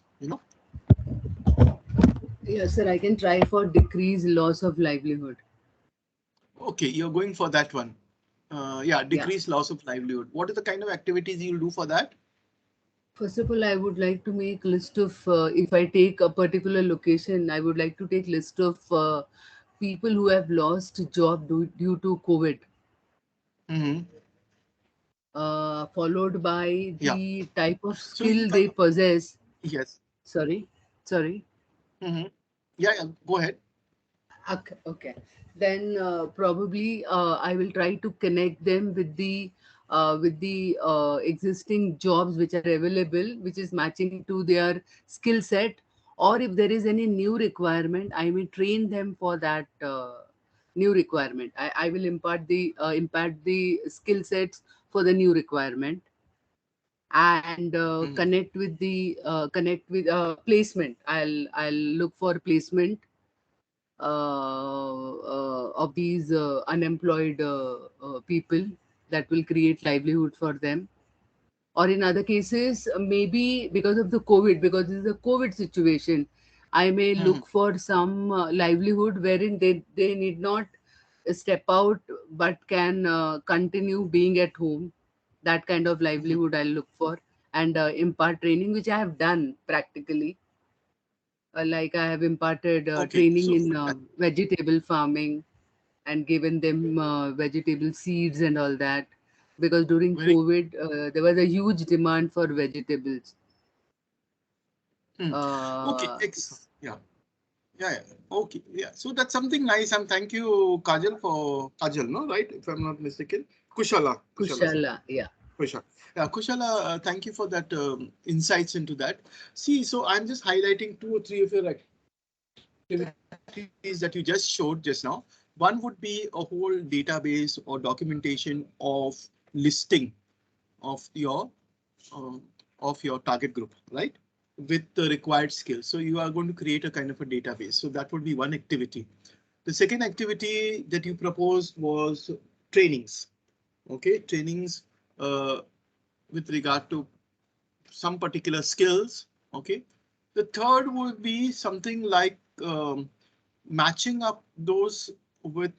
So you would actually, you know, go in and meet potential employers and match them up. So that is another thing that you would do. So these are the kind of activities. Now let's take that one activity of creating a database. Okay. So suppose you're doing a database. So you would be looking at an activity like that and say, okay, creating a database of X number of communities. Okay. Targeting X number of youth and unemployed youth and women or whatever. Okay, so you're looking at that. So you are going to say clearly creating that database. So your output would be what? Your output would be X number of list prepared. Okay. So that would be your output. So you would have an X number of youth trained. Okay. So you would be looking at those kind of outputs. So trained in the particular skills, right? Yeah. So Yes. an output is something very clearly. So how do we define outputs?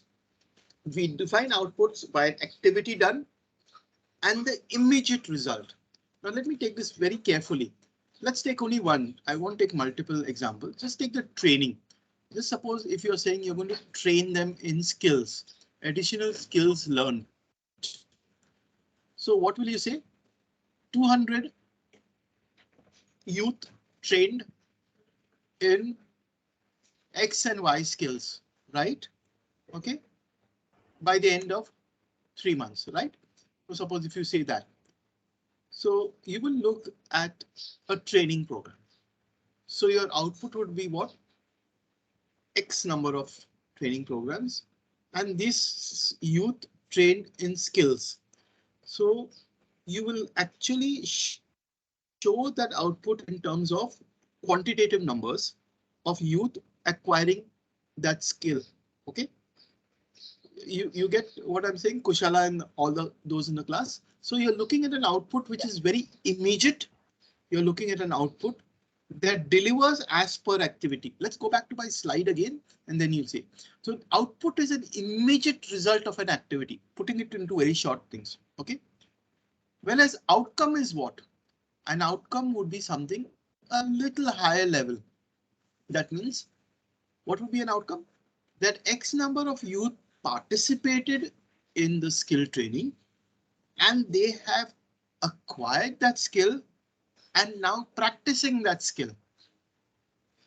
Got it? That would be a next level of output, or even you can say closer to an outcome. So what would be the outcome finally? That youth has been placed into an organization and is now employed and is earning X amount of salary. Okay. So that would be an outcome. So that outcome would be closer to the increased lot. Okay, so your decreased lot means you have now been able to have people on employment. You get it? So an outcome would be of a level that goes beyond quantitative and it goes into a bit of qualitative that has indicators to measure it also. Okay, so let me go back again to my slide that will actually tell you about quantitative and qualitative. So we're looking at outputs are changes in skills or abilities or the availability of a new product or service that is a result of the completion of activity. In this case, it was a training that was completed and now youth are in achieved employment. Okay, So they are achieved with the results with the resources provided within the time period. So I said within 3 months. So within 3 months, X number of youth have been trained. Within 3 months, or rather we will look at now, outcomes would be at the second level. So these represent changes in the institutional and behavioral capacity for development conditions that occur between the completion of the output and the achievement of the goal. Let me go back to, okay. So here is the achievement of the goal. The achievement of the goal would be better health situation. So between this situation and this situation, where they don't have even a job, you are looking at an increased status of their employment and their ability to earn and increased levels of earning, which will lead consequently to a better health access to better health resources. OK, so that is how you look at the progression of results. You look at the progression of results from outputs to outcomes and from outcomes to impact. OK, your impact is your goal statement. As I said, this is your outcomes, as you can see on your screen, the first level, and this is the second and the third level are your outputs. OK. OK, now coming back to this again, we see this is what I was saying. Outcomes represent what are those changes in the development conditions. Now impact is what? Impact is over a longer period of time. You know, outcomes will be within a project period, whereas impact would be a little bit more than the project period. So, for example, in this you had looked at, a project time of say June 20. This was, I had done this 1 year back, this problem tree and objective tree with a group of students. OK, so now this we were looking at coming up with a project, and this would be effected within a period of 1 year. OK, so an impact would be, can this be achieved in 1 year's time? Yes and no. What would you achieve? You would achieve that livelihoods in 500 families would kind of just begin. In 1 year's time, you would not have so much. Say in a quarter, you would achieve the training part. In the next quarter, you would do a placement. In the third quarter, you would do a follow-up. OK, the fourth quarter, you would actually see them earning. But then what is your impact? Your impact can be within the project period and also outside the project period over a longer duration of time. So what are we looking at basically? We are looking at, impact, which means long-term and sustainable changes in people's lives. We are looking at both positive and negative long-term effects. OK, because of your development intervention. It is connected to what you have done and what is the change effected in the community. Okay.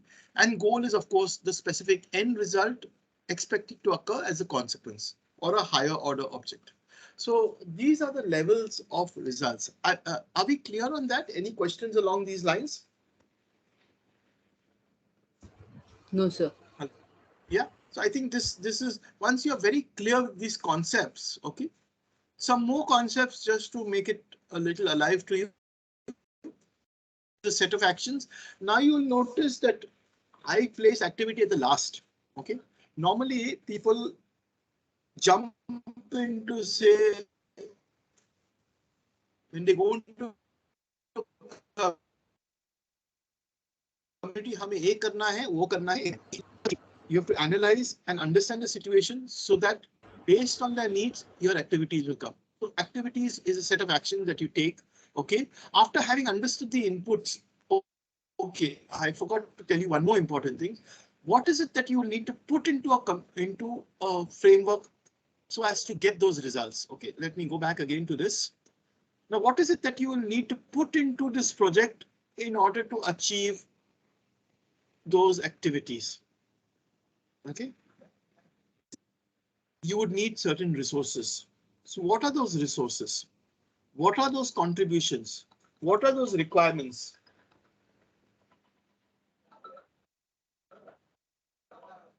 OK, so you need to see what is it that you require to be put into place in order to achieve those things.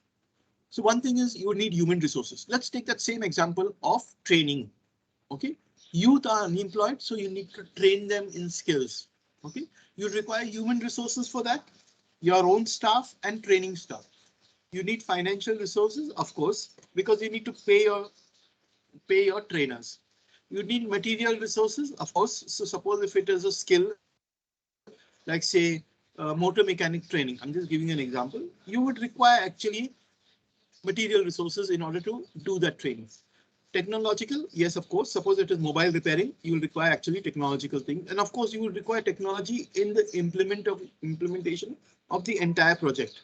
Okay, as in, if you have an office, you will require technology.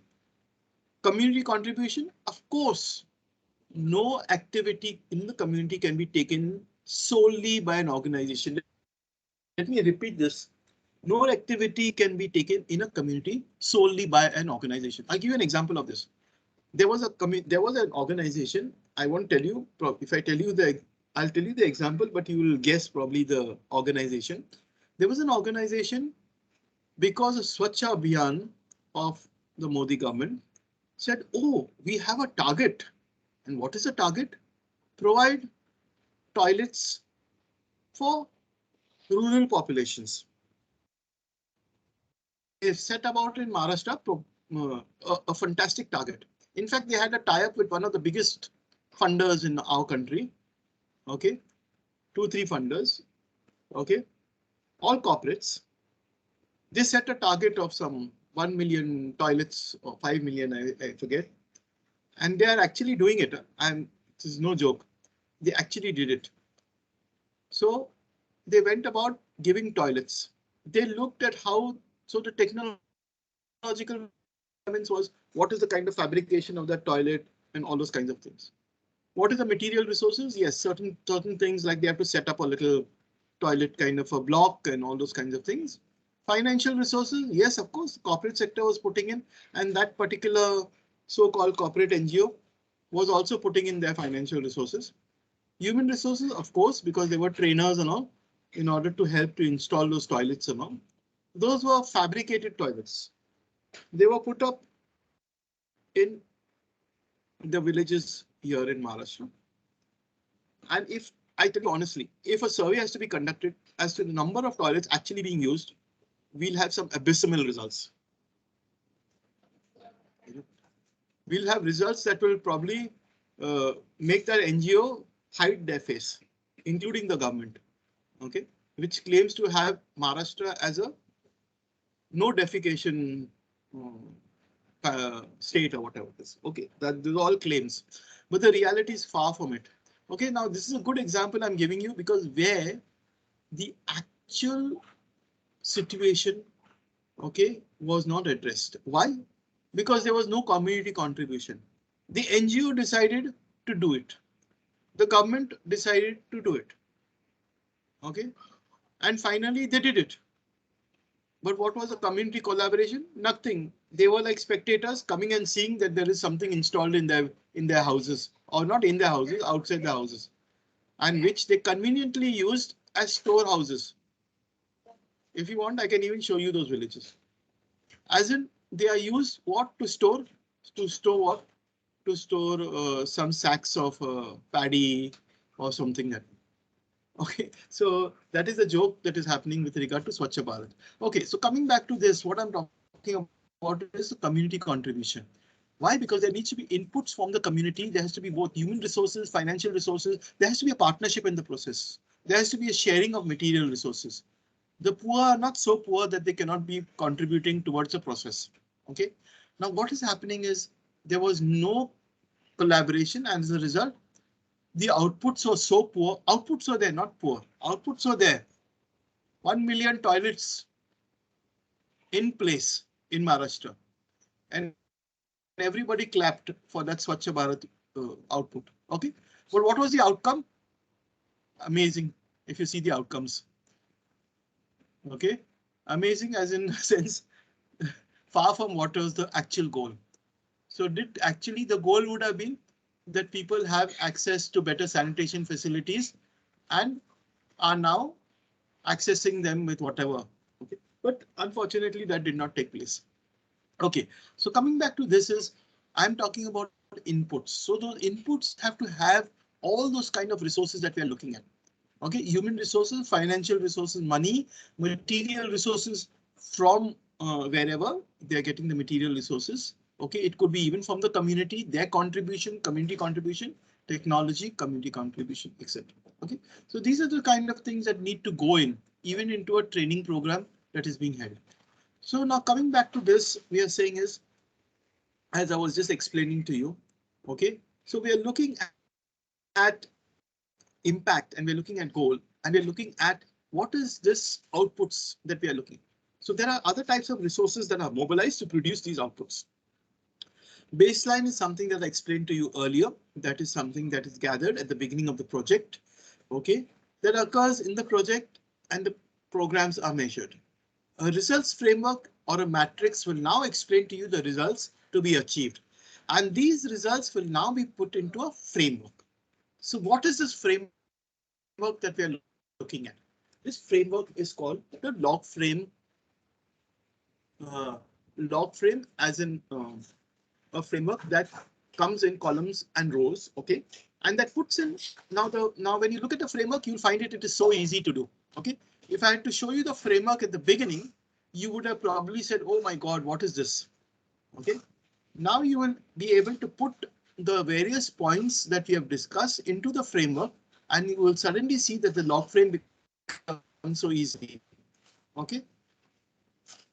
Okay. So what is it that we're looking at? Let me go to the framework. So this is the framework that we're looking at. We are looking at framework that includes the inputs. Okay. What are the inputs that we require? What are the objectives? That is the outcomes. Okay. The activities, outputs, outcomes, and the impact goals. So let's look at it like this. Okay. If we are looking at a result matrix, that is the log frame matrix, we're looking at an impact statement. The impact statement is something that you will write in it, okay, which will be the goal. So you know immediately the impact statement. If you're looking at those examples that I gave you, for example, the COVID situation, okay, or for that matter, the water situation, you already have your impact. Your goal statement will come in this section, okay. Then you will look at an outcome. The outcome is the first level. So you have outcome 1, outcome 2 is the first level of results. Outputs are the 1.1, 1.2 will be the outputs that will come in the subsequent columns. Okay, so how does it actually work out? Now I have put this into this what do you call it, into this PowerPoint. So I'll just give you an example. What are the larger goals associated with the project? So suppose if you're looking at the goal statement, you're looking at the larger goal. It's also called the objectives. You could even call it. So the objective would be to train women in income generating skills, resulting in self-esteem and empowerment. So what are the activities that you will do? You will train tribal women in animal rearing. So what will happen is that animal rearing, when they're like, for example, goat rearing, you teach them and you train them and they will be able to generate income. Okay, so you see, so those activities that you do will result in what? Certain outputs and outcomes. So what I told you, you remember earlier, a few minutes earlier, if you do an activity, the first level will be output. So when you train tribal women, what will happen? There will be X number of women who have been trained, who are aware. They are not doing it, but they are aware. Okay, they are aware of the benefits of rearing animals. Okay, now what is the outcome? Outcome comes after a period of time, say maybe 3 months, 6 months, okay, down the project. So what you will gather in this outcome, the number of women improving their income from animal rearing. Okay, for example, they have been doing goat rearing. So after having reared the goats for 3 months, they are now able to make a income, get an income of 1,500 per month. Okay, what is the impact? Impact is what? They are now little bit, their self-esteem have been improved from other women in the village because these women have now started earning. So their esteem has increased among others in the community. Okay, so that is the impact. Now, in a simple example like this, I have been able to put across to you how this happens with regard to output, outcome, okay, and the impact. Okay, you can also call the goal as objective. Okay. Sorry. Okay. Yeah. So is there any questions so far? I'll do one thing is I will actually do it with you so that you will feel that you're doing one thing. For example, which problem tree do you think are you comfortable with? Shall we take the drinking water problem tree, or shall we do the COVID one? I'll give you some more examples. Let me see if I have some more examples. I have the drinking water, the COVID one. Actually, I had a flood one also, but I'll have to search for it. Yeah. Shall we take one of those? Suppose if we take something that you are more familiar with, like say the COVID or the water. What one would you like to take? We'll actually put it into a log frame. Do the log frame with you. Okay, let's take another sheet. And in this sheet, we will actually do the log frame with you. So let me see. The first thing that we will do is to write the goal statement. Okay, so let's put down the goal statement. I'm actually doing the log frame with you step by step. The goal statement, we call it the impact. Okay, the impact statement. Let's look at it like this. The goal statement. Then we will look at the outcomes. Some organizations also call it the objectives. Okay, so have your objectives. Anybody would like to attempt to do it along with me? I have shared this. No, I do not know if I've shared this with you. I don't think so. I've shared this with you. Okay, I'm sharing it now with you on the screen so that it becomes easier. You'd like to take the water one, or you'd like to take the COVID one? Hello? I think COVID one would be better since it has got more component. Okay, fine. Very good. So we'll take the COVID one, and it's also better represented. Okay, and the COVID one is also, I'll try to see if I can switch 1 minute. I'll try to switch in between slides. Easy for you to also contribute to the process. Okay, let's do it like this. Let me see if I can switch slides.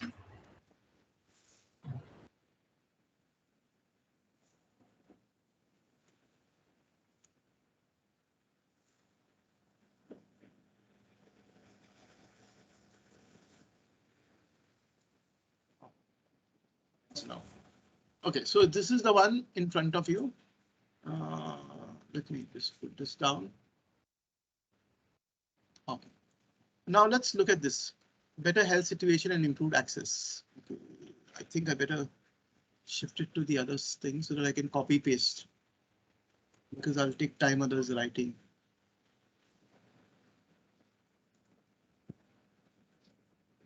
Okay.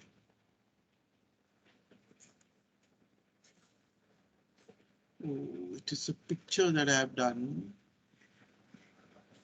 I'll have to. Okay, I can do it. Better health. Or can. Okay. Access to livelihood.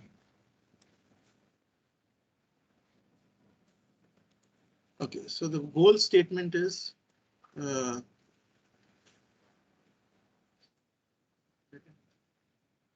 livelihood. Better health situation and improved access to livelihood. Okay, so it becomes so simple. You actually copy from what you have actually done. Okay, so outcomes, you have one outcome. The first outcome is improved access to medical facilities.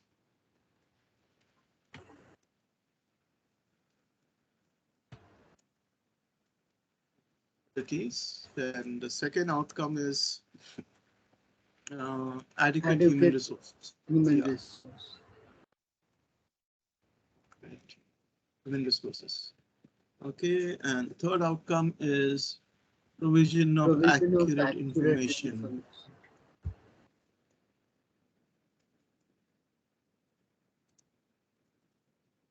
And the fourth one is loss of livelihood. Loss of livelihood. Okay, so now this is, you will write this out. Okay, I'm just putting this. Then you will have the subsequent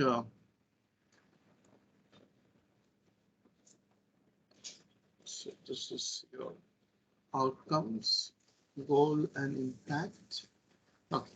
Now I'm just showing you how a log frame is. A log frame has a logical sequencing. Okay, you have the activities. Your activities lead to your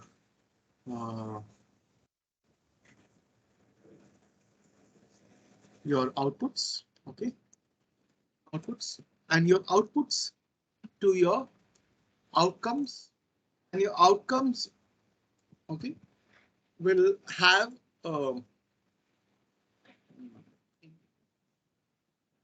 and then these will have indicators, and I'll come to each of these sections and explain to you how it goes. And then you have means of verification. Okay, and the last one is your assumptions. Your assumptions is what I was talking to you earlier on, risk. Okay, so this is basically your entire log frame. Now see, you see various organizations have various ways in which they put this across. Okay, they have various ways in which they put it across. So yeah, I'm just putting it across. Yeah. Oh, wait a minute. I can do one more thing in order to save the space. See, you can look at it as different sections. I'll take one outcome at a time. So we can decrease one column here. And we'll put outcomes here. Okay. And we'll cut off this thing. Okay. Means of verification and assumptions. Okay. So suppose if we take outcome 1. Okay, so the first outcome is this. This is your first outcome. So the outcome 1. Now you have in outcome 1, you have various things. Improved access to medical facilities. So what is that? Improved government health infrastructure. I'll do one thing is, let me see if I can share this with you in the chat box so that you can tell me as I'm talking.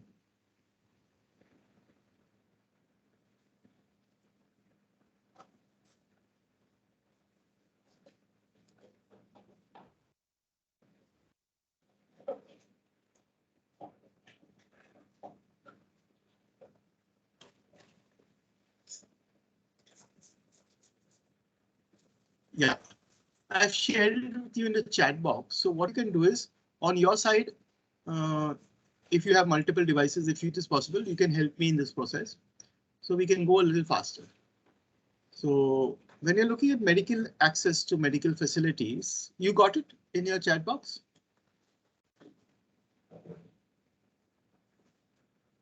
Hello?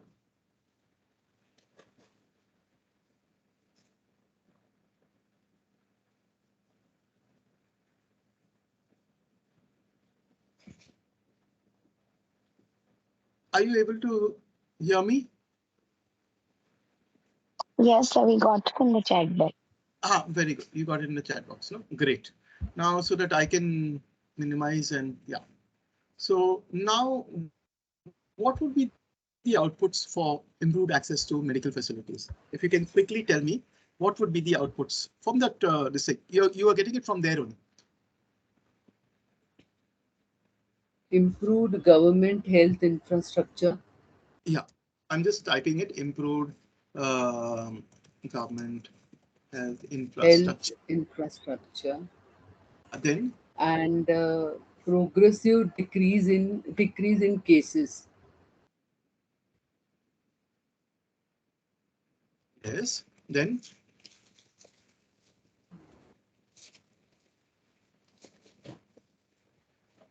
Yeah, this is the second level, so I believe that is the output. yeah, you can, no, continue. I'll write all the outputs and then we look at the Okay. activities, what we can do. Yeah. Attempts to Just, plan Then health please, infra. Priyanka, you can go. You can go ahead. Harry, go ahead. Attempts to plan health infrastructure. attends to infrastructure. Yeah. High priority spending in health sector.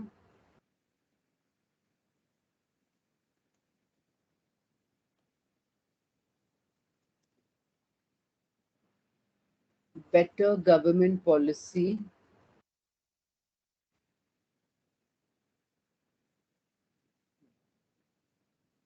Okay. Completed? Yeah. COVID protocols followed. Not all, only connected to improved access to health. Yeah. So increased. Acha, you are talking about only improved government health. Yes. So we are going to do only Okay, this one. Yeah. Acha. Sir, So, then so, please so delete. this one. Oh, we are done with that. Yeah, better government policy. Yeah. Now let us now as a group, please take it forward. Okay. So what would be the activities I would need to do so as to get an improved health infrastructure? What are the activities I need to do?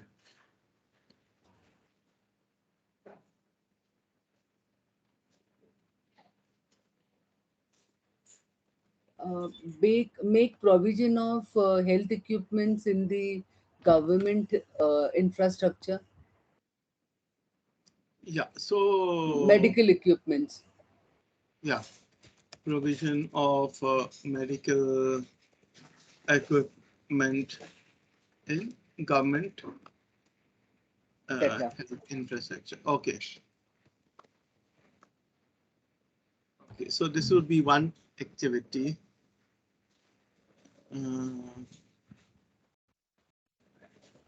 How would there Training be to a operate. progressive decrease in cases? Progressive decrease in cases. Yeah. So that could be vaccination or a treatment, or Yes. So, detection. yeah. Detection of a disease or something like that. Yeah. So detection and treatment. Okay. Detection, testing, and treatment. Okay. Of COVID cases. Okay. Just say, suppose that is one action. Then what is it? I didn't get it. Health infrastructure. Attempts to health plan. Attempts plan health infrastructure. Yeah, actually, this is also their part of it. Yeah. Actually, this also will come. I'm sorry, you are right. Progressive decrease in cases. Sorry.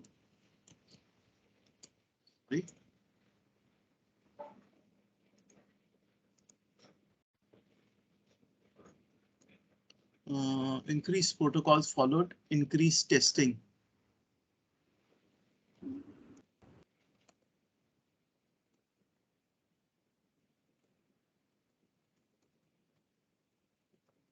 COVID protocols followed.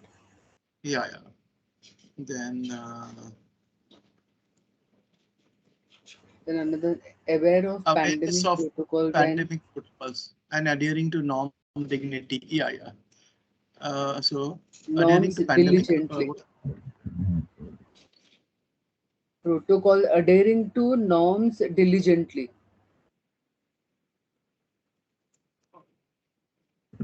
So yeah, so one activity can be this. So maybe we can split this up. So we can have detection of COVID cases, then testing, detection and testing. No?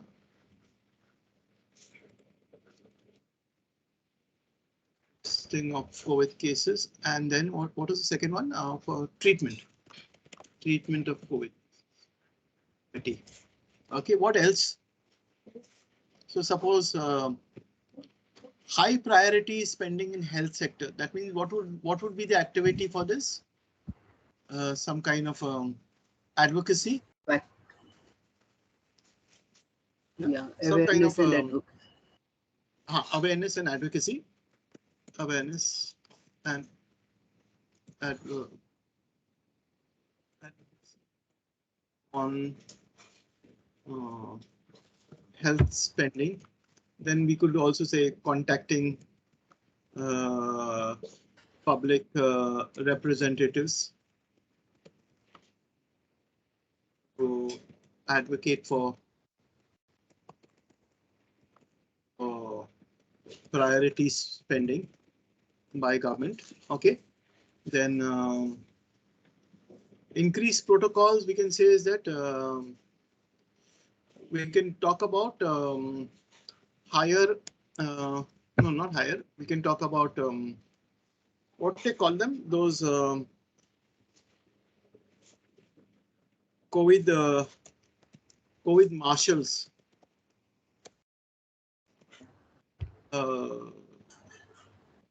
Appointed to motivate people to keep protocols. Okay.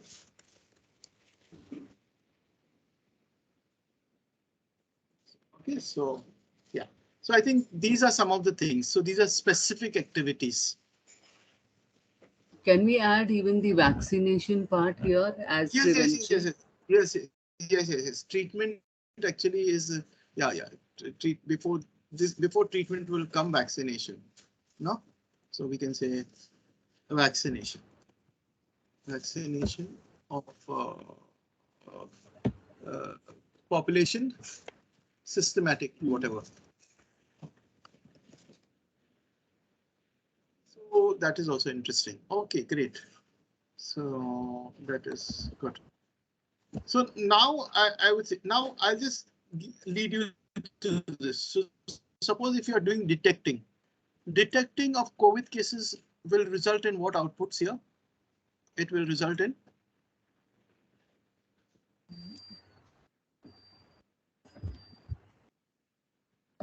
It will result in timely treatment. yeah. So you're saying it will result in timely treatment? No, yeah. No, I'm just saying sometimes you could, yeah, you could even add outputs later on, you know. So you could even say, okay, so timely treatment.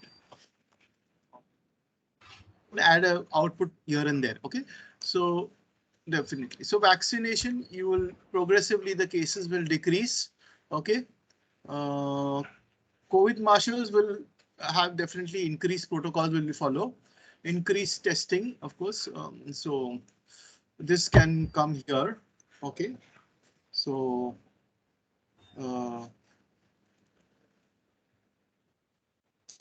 we can increase testing.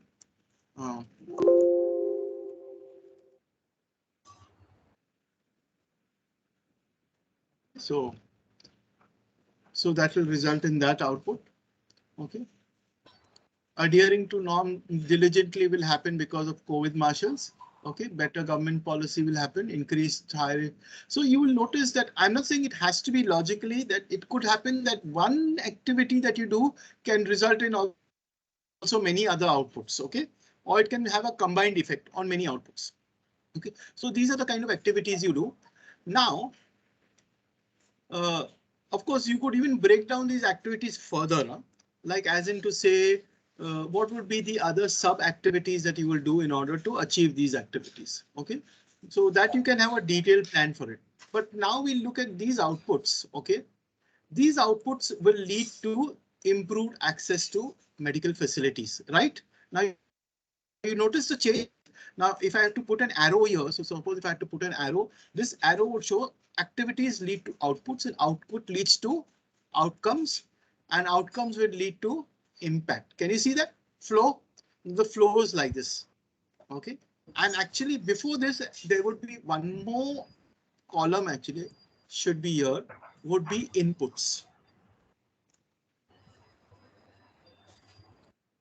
So if you're looking at inputs, so what is the inputs I require to put in so as to achieve my activities? Let's get this a little down so that you'll see the, what is the inputs I require to put in to achieve these activities, which will help me to achieve my outputs, which will in turn give result to outcomes and my goal statement. Can you see the flow, everyone?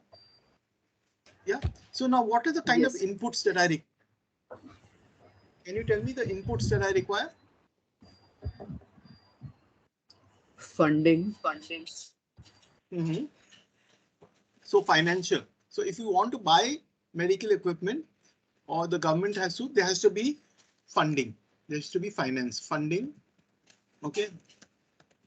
Financial allotment or budgeting. Okay. So there has to be a budget by the government.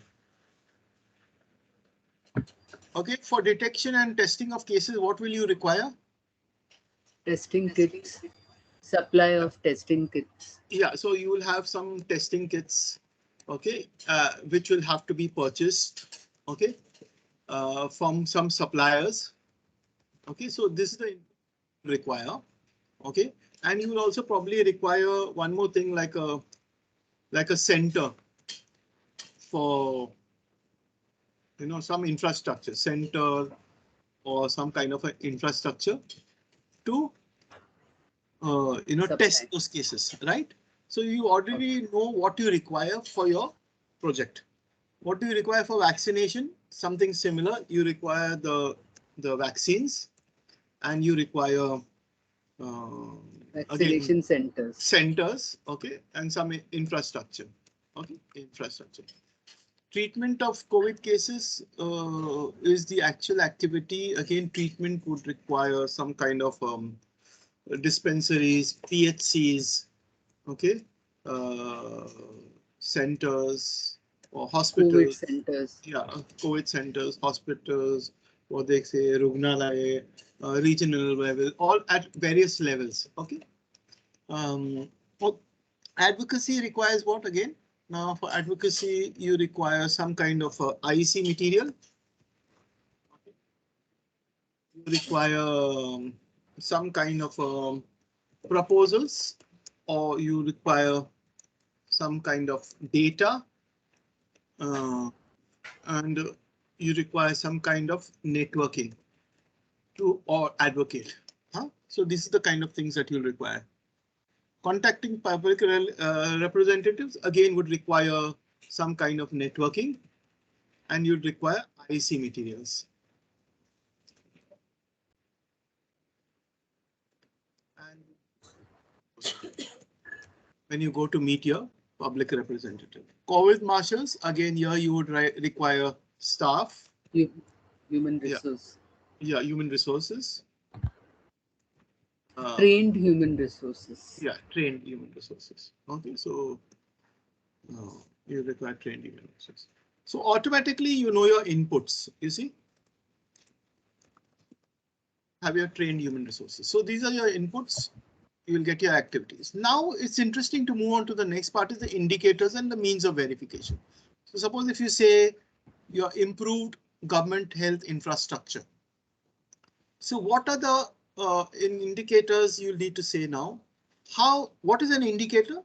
I think I don't need to explain that to you. Indicator is something that indicates the presence or the absence of the required result. Okay, in that sense. So like, for example, just a stupid example, you have the traffic lights. Okay, the traffic light green shows you that it is safe to cross. Okay, that's an indicator. But here we are looking at indicators to measure. So here we are looking at how do we measure that the government health infrastructure has improved. So we are saying the output is improved government health infrastructure. So how do we measure that? What will be the indicator that will tell me that the infrastructure is improved?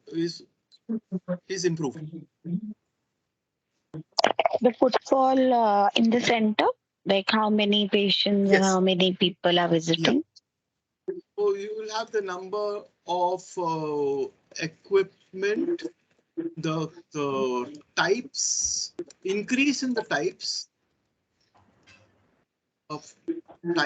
of equipment. Okay, and since it is infrastructure, we won't be talking about people basically, but we'll be talking about equipments and yeah, and or you can say finance allocation budget by government. Okay, so we will say that will be an indicator. What will be the means of verification?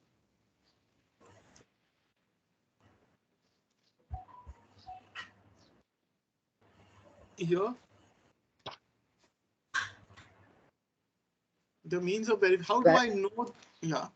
Validation of installment of equipment and utilization. Validation of of equipment in installment. Yeah. Yeah. Very. Yeah. On installment. Rightly said. On installment, and yeah. Its utilization. So validation documents and utilization. And you could look at another indicator is the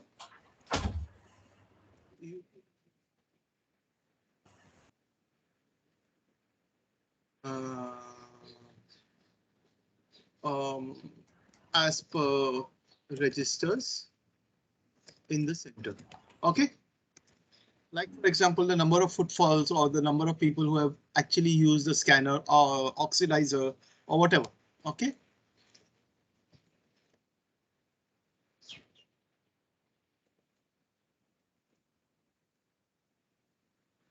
What is that called? Oximeter, no? Oximeter, whatever. Suppose if that is a thing. What is the assumption? An assumption is the risk or the probable threats or that could block the project. So a way of putting assumption is provided that I'll give you one example, then the following examples you can give. So now suppose if this is the thing, provided that government allocates finances in the next quarter for medical equipment. Okay. Or is there are enough number of government infrastructure? Provided that very good, very well said, Kushala. Provided that there are in existence required infrastructure to hold equipment. Okay. Yeah. So that is the assumption. So these are called risk. Now this may help you to understand all the theory which I told you earlier. See, theory is theory. I'm showing you in practical how it works out. Okay. So this is exactly how you will write a problem tree.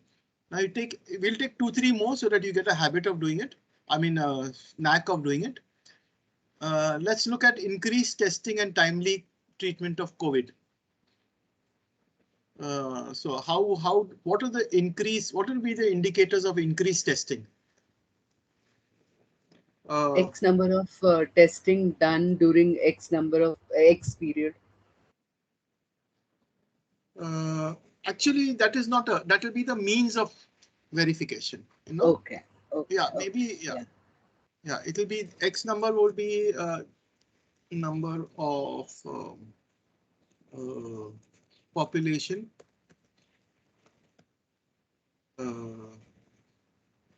Come to COVID.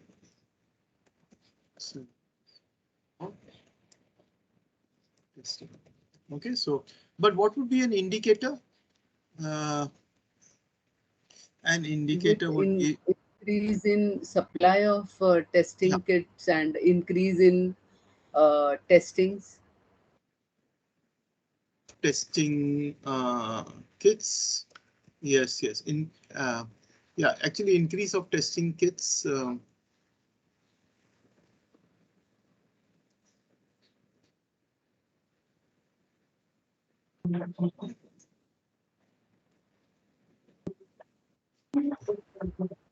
Yeah.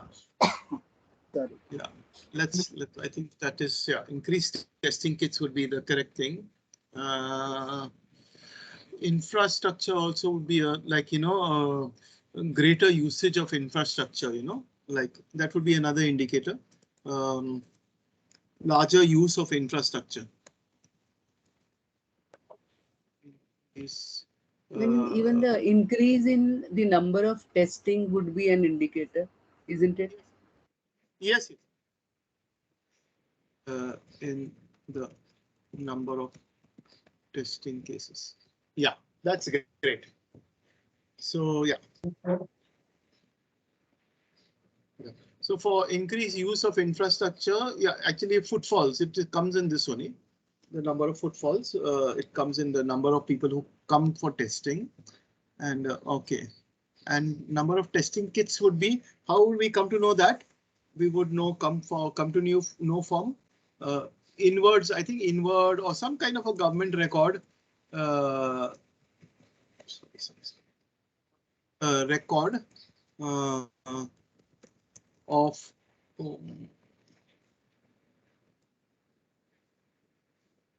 in each center, not something like this. Yeah, so that would be the means of verification. Again, assumption would be provided that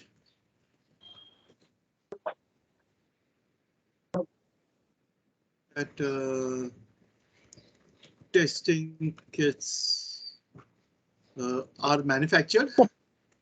Yeah, manufactured And in large supplied quantity. in time. Yeah, and large quantity and in time. Yeah, correct. That's true. Yeah. The And also, setup if for you want to, manufacturing is available.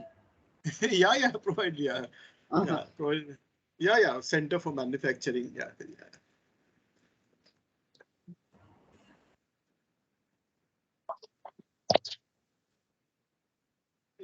This is interesting, isn't it? Now you're getting the feel of it. Okay. If you want to take a random another one, if you want to take this one, say advocacy and what would be the indicators for this?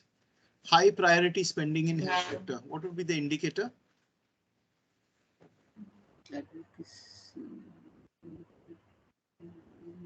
High priority spending in infrastructure in health index sector.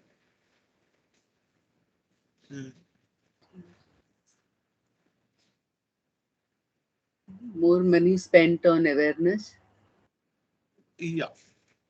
So one thing would be that budgets declared by the government in the quarter on health. Okay. And the other things, yeah. Then financial statements on health spending in the quarter, no? By government. Yeah. So the means of verification would be the actual, I do not know, audit reports of government spending.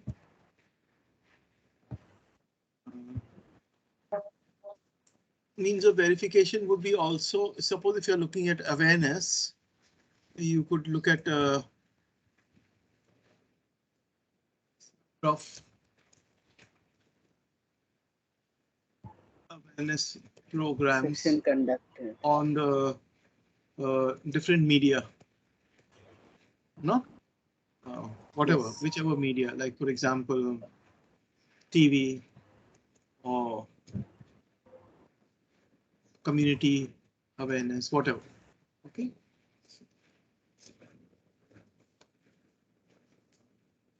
Yeah. So you get an idea, then yeah. Okay. Again, that budgets are allocated by the government. Okay, so like something like this. You're getting the feel of it? Hello? Yes, sir.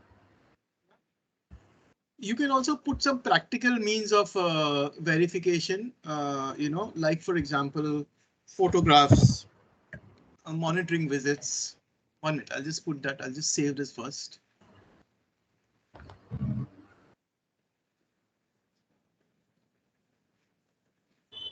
I'll send this to you so that you will get an example to work on your own one. Believe me, this is a very interesting exercise. You actually do it, no? You will be motivated to do it more often in your life when you're coming to projects, you know.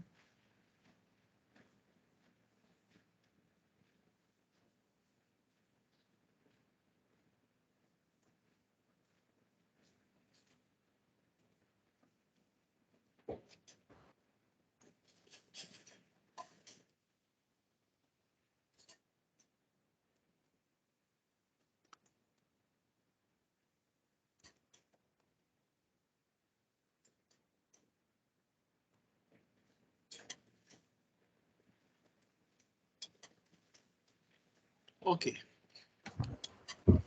So I think this is great. So far what we have done is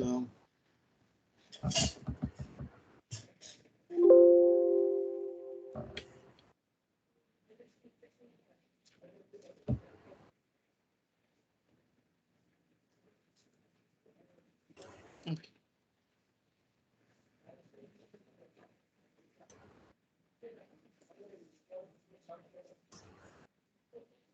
See, different funding agencies will give you a different kind of, you know, look of the log frame, but basically the elements of the log frame will remain the same. Huh? As in, if you look at the elements of the log frame, there will be a goal statement, there will be outcomes. OK, there will be inputs. Many of them don't put inputs, but inputs come into the project framework. I mean, into the project proposal. Then you have outcomes, outputs, indicators, means of verification, and assumptions. Is this fine so far? Yeah. So you can do Yes, this sir. similarly for the other, also the other outcomes. Other outcomes will flow down below. Accordingly, you will have to add it. Yeah. Now I've given it to you in a logical sequence. As per the need of your funding agency, you could take in elements and accordingly put it in. But generally, all funding agencies will follow a goal or an impact statement, outcomes, OK, activities, outputs, indicators, means of verification, and assumption. Of course, they may put one or two things. They may put activities afterwards, and all those kinds of things will happen.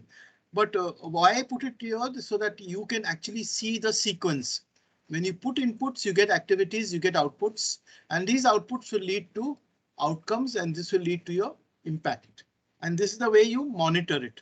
Now you'll notice these three things here is your monitoring process, which I'll come to you in the next class. You look at indicators, you look at means of verification, and you'll put in two more columns. I'll explain in the next column. I mean, in the next class, where you will actually come up with a monitoring table.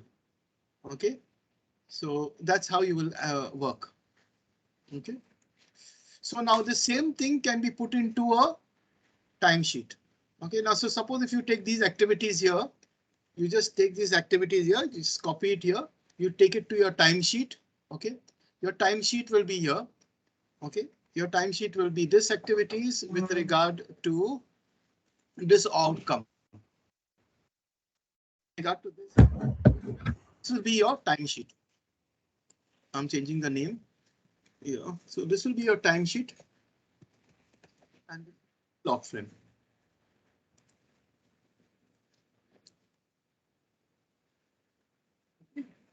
So the timesheet you will have this. OK, so you will have your outcome. OK.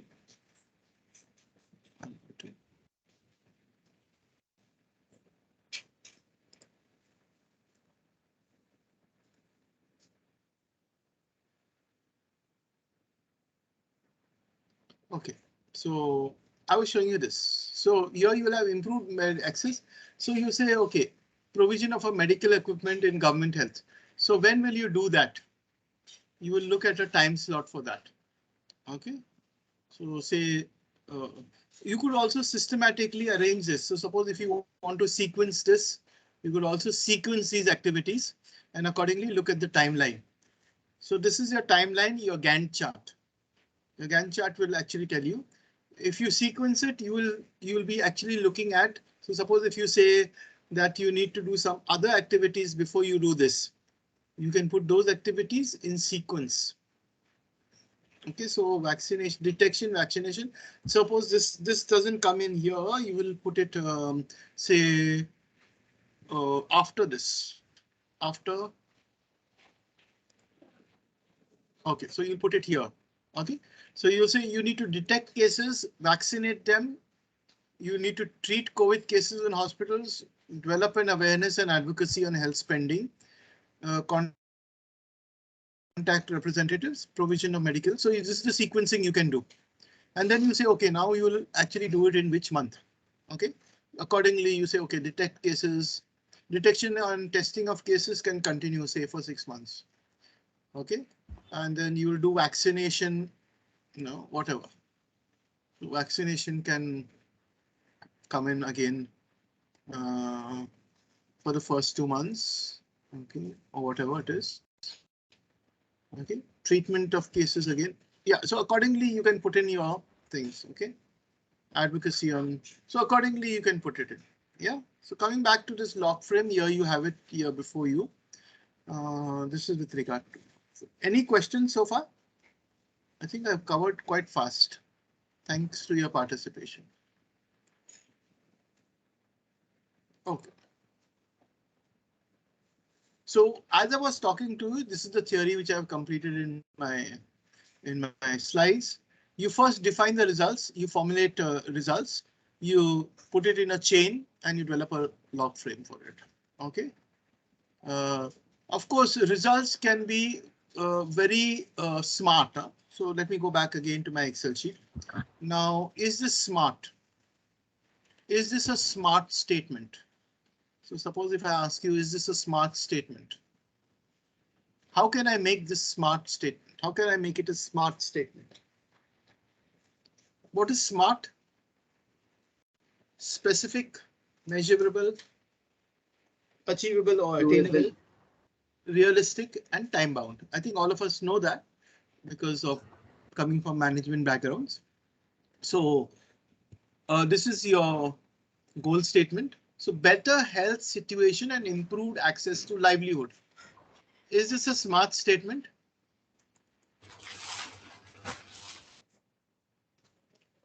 Yeah. No. Not really. No, you'll agree with me that it is not really a smart statement. Yes. So how can we make it a smart statement? Can you make it a smart statement? Let's make it a smart statement. Actually, we can go back to our picture that we've seen before. I mean, our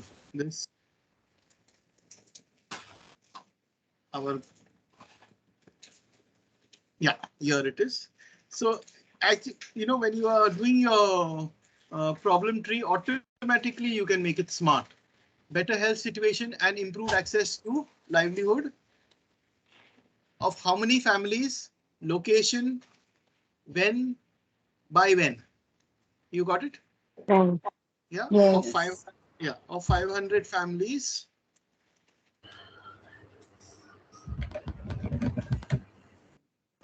The community.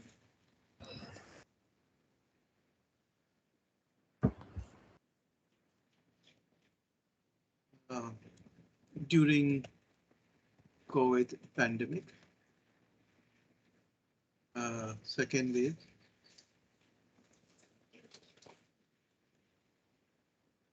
By say, yeah, it was when the second wave was. So now we are in the fourth wave. So suppose if we say fourth wave.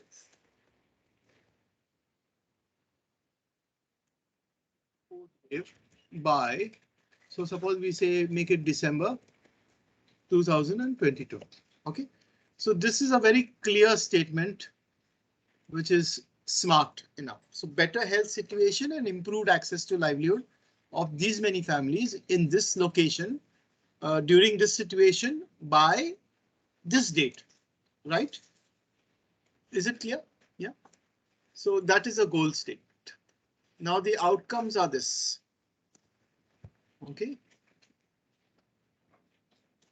Now outcomes get, you can also do an indicator and means of verification for this also. You could also do it for this also, and be very specific for the broader ones. Now this is going detail. So suppose if you say improved access to medical health facilities, what would be the indicators? That equipment, medical equipment in place in government health institutions. Okay.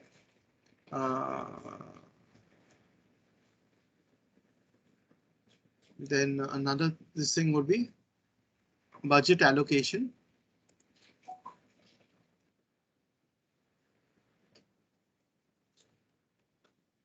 Budget allocation by budget allocations or equipment. Okay. What are the other things we have? Yeah, basically, yeah. What would be the means of verification? Yeah.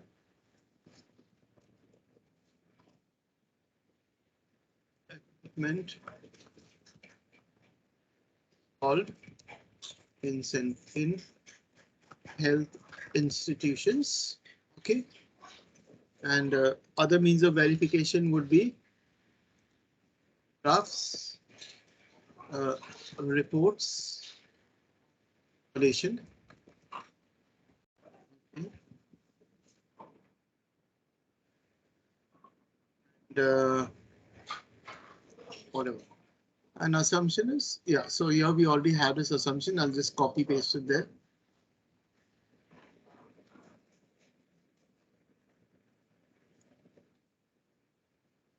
This is a good one. So we can put this here. This is the main thing. Okay. Yeah, so this is the main thing.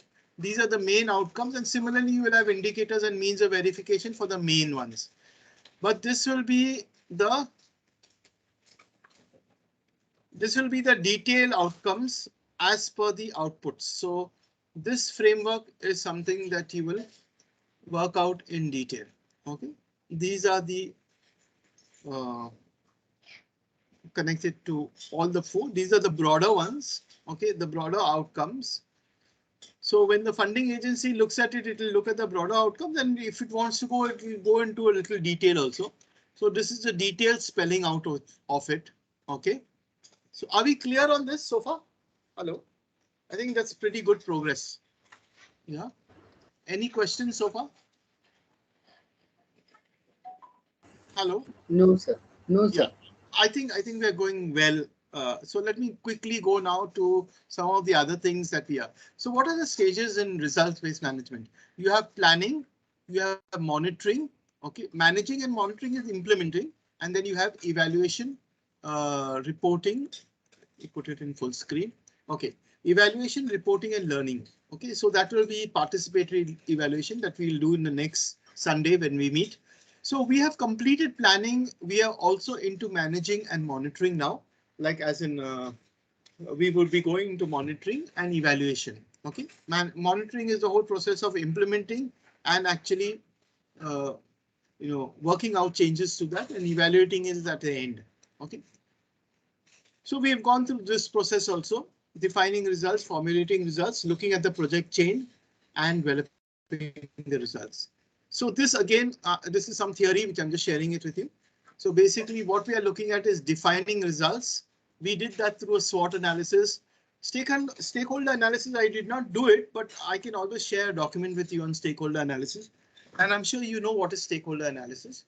Stakeholder analysis is that kind of a process whereby you come to know who are the key stakeholders in any project, and you will look at that analysis so that you will ensure that there is no detriment to your project or negative effects to your project, and you achieve the desired outcomes. Okay, so that is defining results. Formulating results is about using change. We have used the theory of change. Action language. You notice all the language that we use is we use action language. That means would be results from the provider's perspective. It usually starts by doing this way or that and can be interpreted in many ways. Let me go back to this and explain it to you further. Now you notice the language that we have used. If you notice, the language is positive, not a problem tree language, but it is positive. Okay, so you notice that improved government health infrastructure, increased testing. You notice the adjectives I've used. Okay, increased testing, progressive decrease. Okay, attempts to improve. So, sorry, this should be attempts to improve health.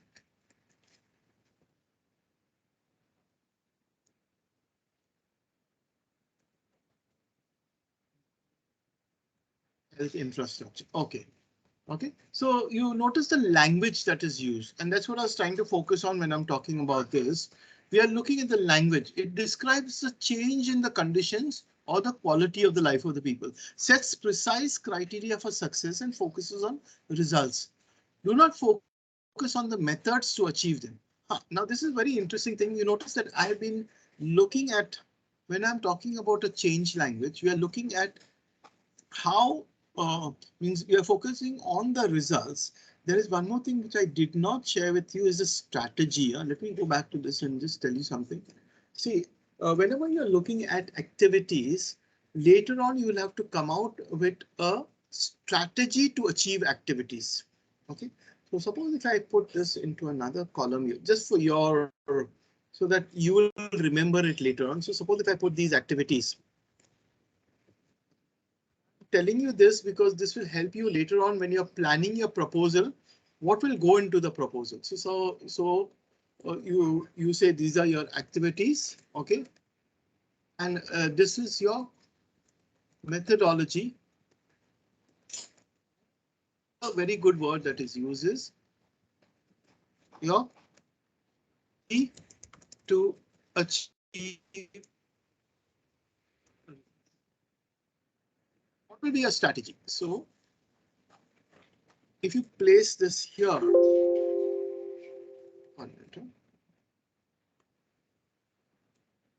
now if I place here, okay, and now can you tell me what will be the method or a strategy that I can use in order to achieve this? What will be the methodology that I use? Provision of medical equipment in health infrastructure. That means you will elaborate on a step-by-step process in order to achieve these activities. Now, mind you, I'm asking you to do these things so that when you're writing your proposal will happen in a matter of a very short time. Okay, you will realize the benefit of all that I'm saying when you're actually writing out of the proposal. Okay, so now suppose if you're looking at activities, provision of medical equipment in health infrastructure. So what would be the methodology or the strategy that you will use to achieve these results?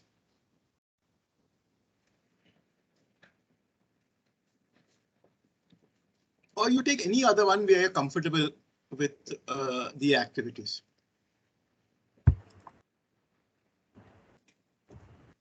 First of all, there has to be the detailed information about every government structure and the equipment they are lacking. Okay. Yes. So what you will say is that if you are looking at a methodology, you would look at doing a kind of a survey to obtain information on the existing medical facilities available. Facilities available in government health institutions in. Sir, can I add something here? Yeah, please, go ahead. This is all together. Yeah, Yeah, tell. this is, yeah, since it is very COVID specific program, what we are doing, I think Hmm. we should look at the medical equipments required for treatment of COVID, whether the establishment has those equipment. Hmm.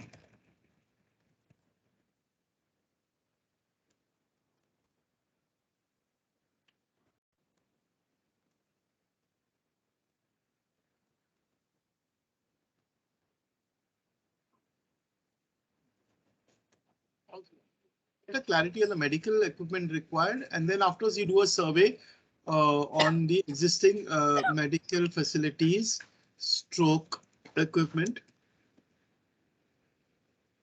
available. Getting it? So you are looking at a methodology, a strategy to actually achieve it. Okay.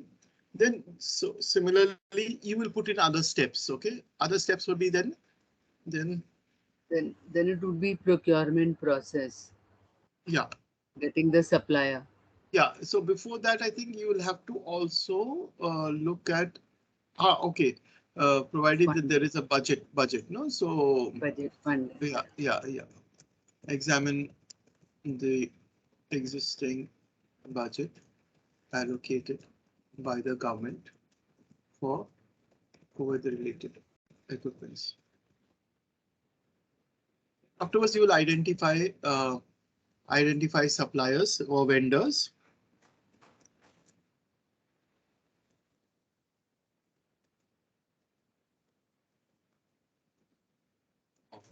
Vendors for provision of medical equipments.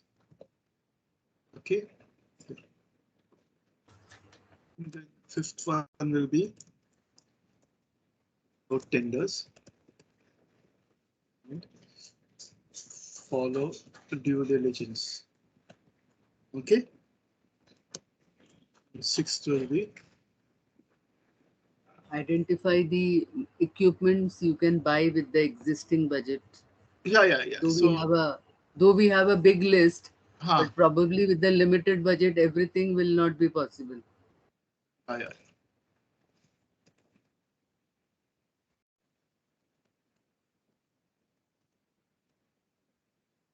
Or even that, for that matter, we can think of going with only certain infrastructure, leaving the rest, Yes, sir. something like Yes, that. yeah, something like that. Yeah.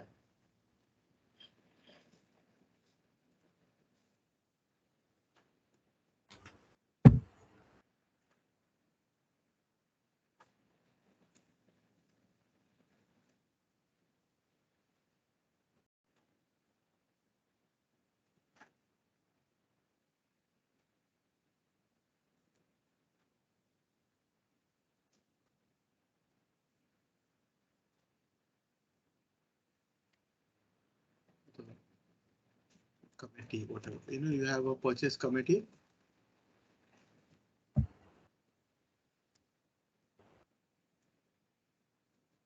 Okay.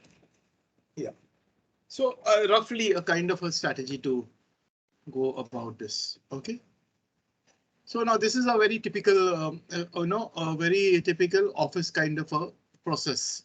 So suppose if you take a vaccination of or detection of COVID cases, this is a typical social work kind of a process or a methodology. So how would you go about testing of COVID cases, detection and testing? So here also is a very interesting methodology that or a strategy that you would need to do, you know. Yeah, maybe a collaboration with the local clinic to inform about the cases coming with cough and cold or something like that. I think this is what the government had done already. Uh, yes. They did that. Yeah, true, very Yeah. true. Yeah, so that is what can be done. Uh, uh, then also if they can look at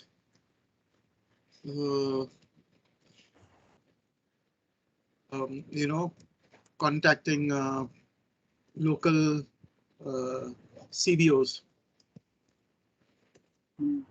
to Housing societies. Yeah, housing societies to identify And report. Identify and report cases known. Okay, something like that. Okay. Contact tracing. Contact tracing.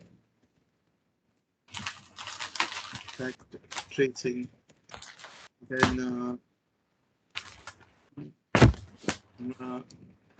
availability of testing kits with local doctors and PHCs. Okay? So something like that, no? With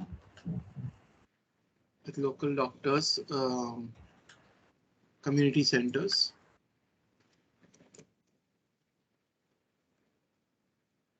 Doctors and PHCs, no?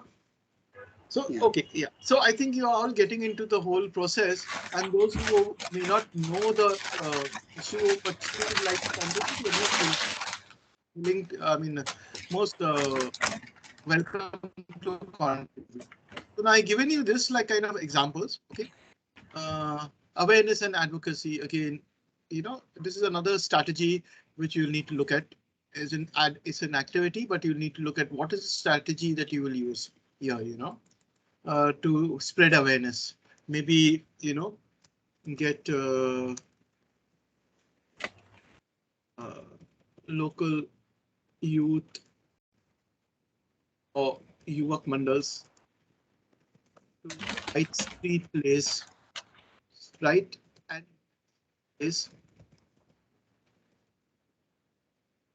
plays on COVID-19, right? Yeah. So the other one would be,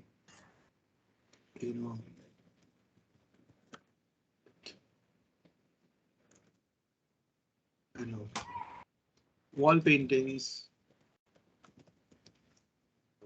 whatever, some kind of posters, media publicity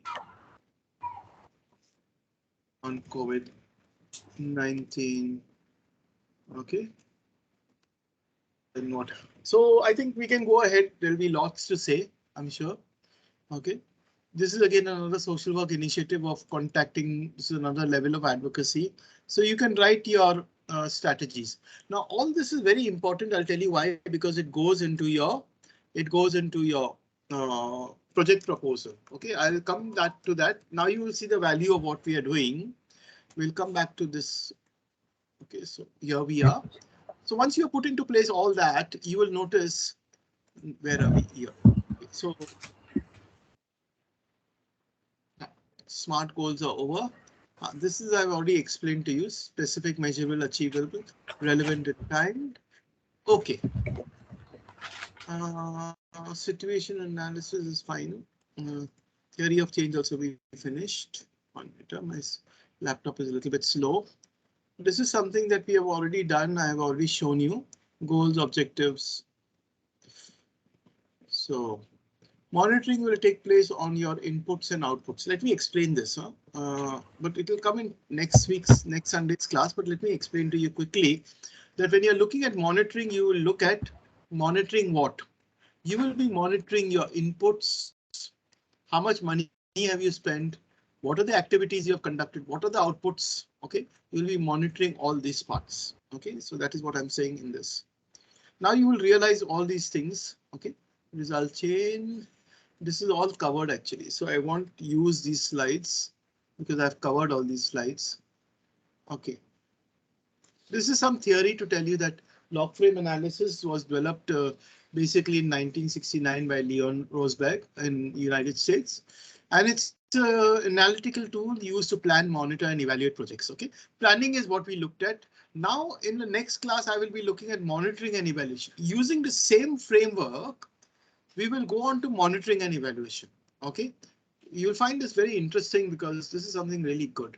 Log frame is a table for that's exactly what we've seen. It's a table to show you the logic of the activities leading to outputs and outcomes. OK, so this is again another theory part of it, which I was just sharing with you. Goal, purpose, output. See, different ways of different people talk about it in the same way. OK, you have indicators. It's also called objectively verifiable indicators.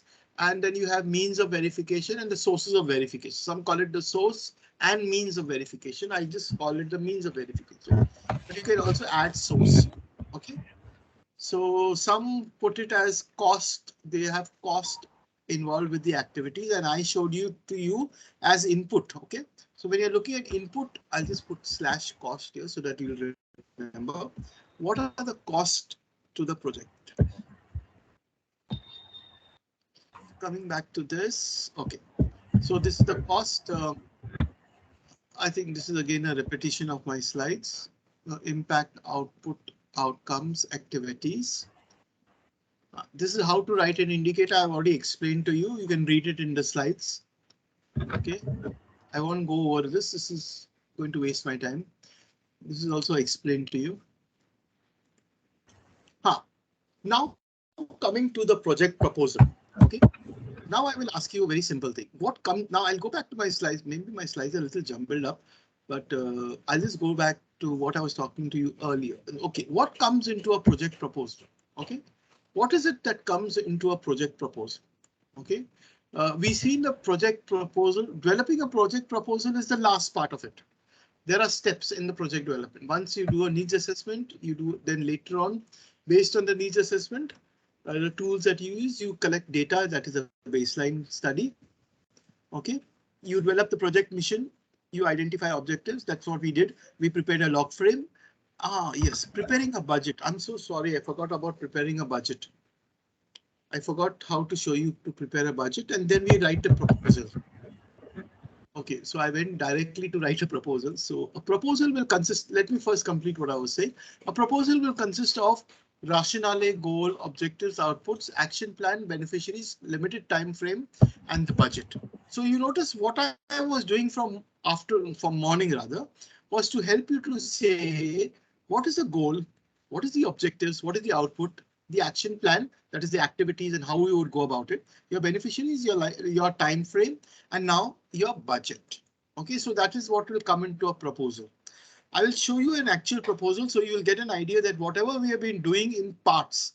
Now you'll say this is so fragmented, but I was doing it in parts so that you can assemble those various parts and put it together, and that will become your project proposal. So let's look at a budget. Before I close I'm just looking at the watch also as I'm talking to you. I have 15 minutes. I think the 15 minutes are sufficient to put a budget together. OK, let's look at a budget very quickly. OK, budgetary allocation. So when we're looking at a budget, we are looking at a statement of financial results. OK, so the budget is also part of the monitoring. How do we do a budget? Budget needs to be, these are some of the things. This you can read up.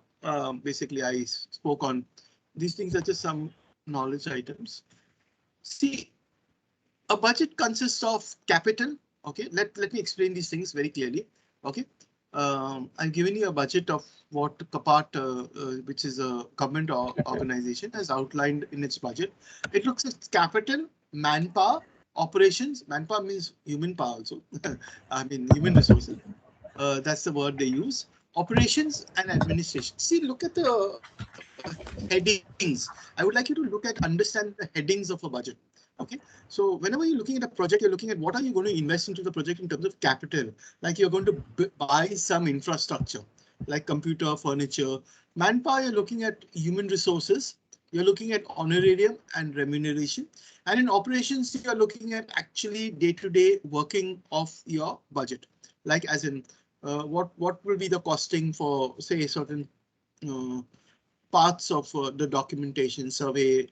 Administration would mean rent, electricity, stationery, all those kinds of things. OK, travel can be put in administration, yes, but you could also put it in manpower in terms of.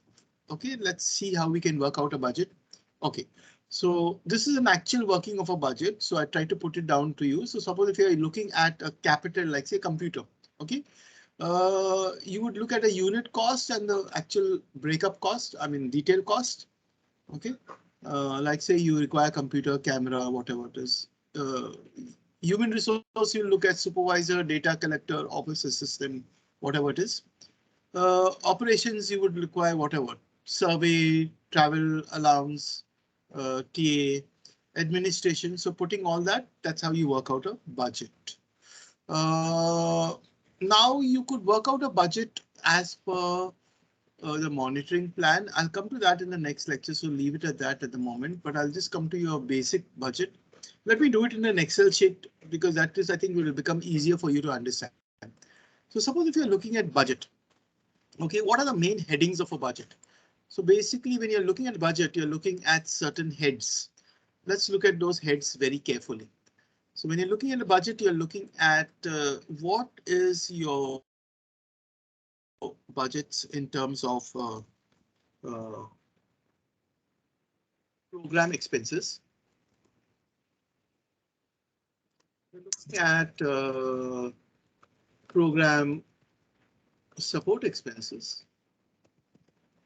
Okay, and you're looking at certain administrative expenses.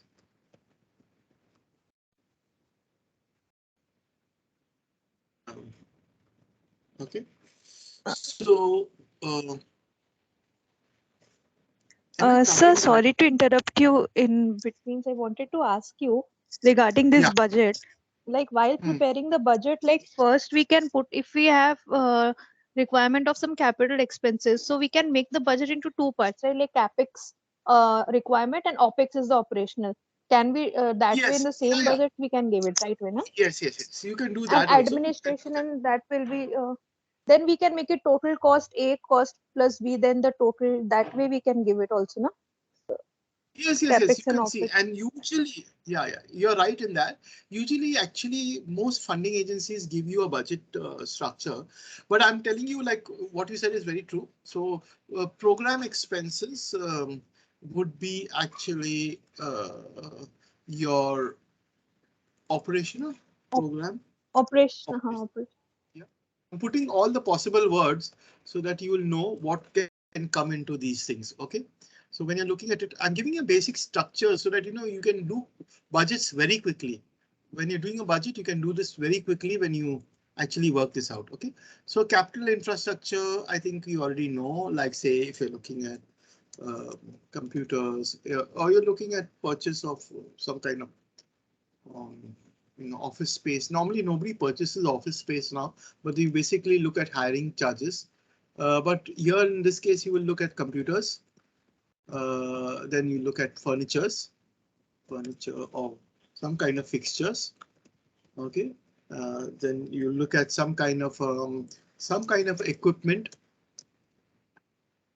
that you will require for your, like say, so suppose if you are looking at some kind of equipment so for projector, your, we can put projectors. Yes. Just looking at that only. Yes. So you look at projector, camera, you could look at equipment for the field. Like for example, you would require maybe a Jeep, or a tractor. You require equipment for the Jeep, or you require some equipment for the farmers. Okay.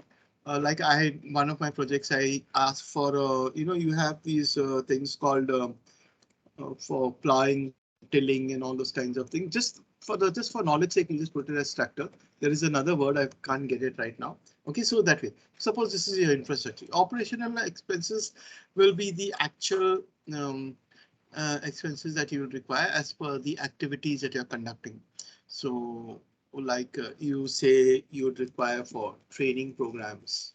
Okay, you'd require your program expenses in terms of particular activities. So suppose you're saying activity, we just put it as activity 1, activity 2, Okay, so whatever those activities are, you can look at that. Program support expenses would be your uh, your staff. I put it as program support because that is actually, you can't put it as administration, because as per the rules of budgeting, you need to show your administrative expenses as low as 10%. So it will be a good helpful thing to see. At the end of it, I'll put one more column here and I'll just show you. You can put the percentages out here. Okay. So this will be your design. This will be your unit. So this can be your actual heads. If you're looking at what is your heads of your actual terms that you would like to use. Okay. Then you could use a breakup, or you call it breakup of expenses, or you call it working of expenses. So you could give a breakup of that, and then you could give other cost as in unit cost. Okay. And there is some other points also. I'm just trying to recall it. The amount. So don't we write number of units required? Yeah. Coming to that. Okay, so that's what I'm saying. So you call it the unit cost. So yeah, you can number of units. Okay, and the unit cost. And there is one more third thing. I'm just trying to recall what it is. There are 3 points before you put a cost. I think I'll have to just see some of the budgets that I have prepared. 1 minute. I'll just go through some of the budgets that I have prepared.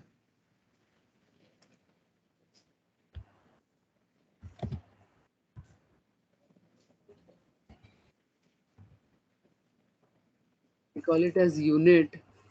Yeah. I'll just because see. it may be number, it may be person, it may be session.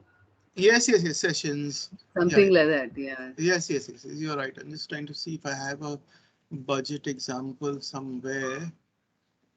I'll just pull out a budget example and I'll share it with you later on if I don't find it right now. Where is it gone?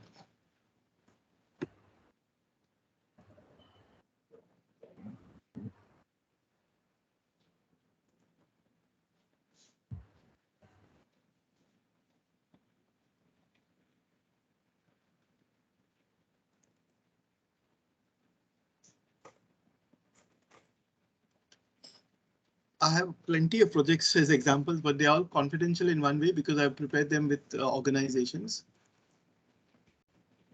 Let me see if I can pull out, at least I'll get the sample of what I have done earlier. Wait a minute. It's coming up.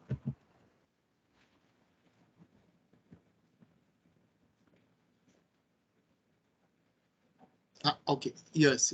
So normally it is like this. Okay, this was a very small budget. So you have the activities, budget description, unit rate and frequency. That's what I was looking at. Unit rates and frequency. I was trying to see what it was supposed to be called.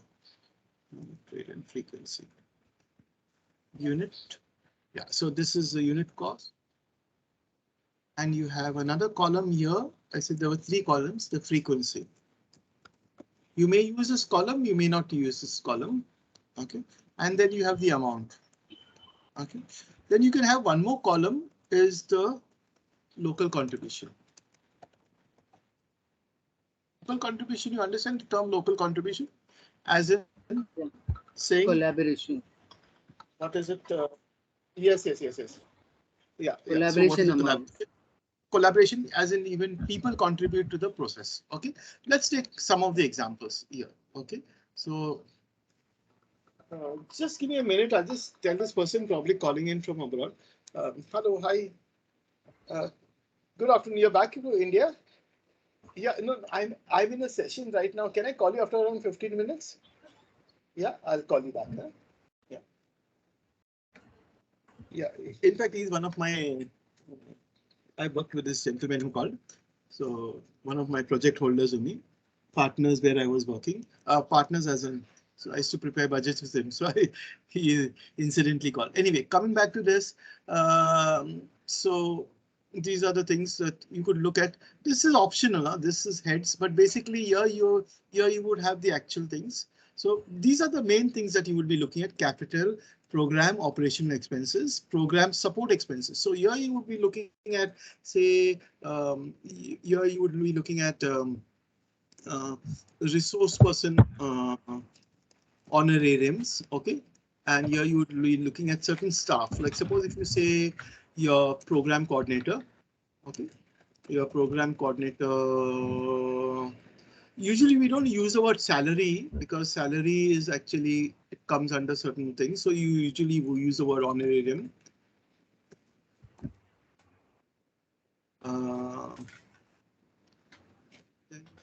Like assistant to him, then you would have a certain, field staff. Okay, so here again you would put in accordingly. You would put in the different things. Okay. Administrative, again, your field staff, you can put field staff 1, field staff 2, whatever it is, accordingly you would put in. Okay. Then administrative would be basically rent and your electricity. Printing and stationery. Reprint and stationery. Yeah, these are some of the heads that you would be looking at, and audit fees. Sorry, that's very important. And because cost sharing, like salary sharing, that will come under administrative expenses. As in what are you talking about? Cost sharing? Like, for example, if there is one finance person in an organization who's taking care of 5 projects. Yes. So okay. Normally we do cost sharing. Yeah. Yes, I understood that. I understood what you mean. So, but here you can put it in program supported, or you can put it in administrative if that is part of your permanent staff. See, these are called contract staff. The program support is contract staff. Administrative, yeah, you're right. In that sense, you will normally have a part-time accountant. Okay. Yeah, or cost sharing. You would have correct. Yeah, you would have a part-time office assistant. Okay. You can put it in that way. Yeah, you're right in that. And then you will put your costing accordingly, so in that sense. So where are we? Freeze my pane so that it becomes easy for me to work. So there we are. So now you can put in your breakup of that. So accordingly, you can put in your training programs. I'm right on dot of time of completing it, but I think you will get the whole idea, no? Let's take 2 or 3 just so that you can make a mistake. Let's take something like a breakup of the experience of the resource. So the resource person at the rate of, suppose you say rupees 5,000 for 5,000 for yeah, full day workshop. Okay. Okay. Yeah, that is the breakup you're showing. So here you're going to put, say, 5 resource persons at the rate of 5,000. Okay. Suppose you're calling the person 10 times. Okay. So here you put it as amount is, here you can use certain formulas. I'm sure you know all this. This multiplied by rate multiplied by frequency. So 25,000 is your amount. Okay. So local contribution, you can put it as is equal to 10% of this. I forgot my calculations. This, yeah, anyway, I forgot my calculations. Anyway, so you understand. So this will become 10% of whatever is local contribution. So suppose if you do Sir, when we have local contribution, we normally put one more column at the end saying required budget. because that would be amount minus local collaboration contribution. I didn't get.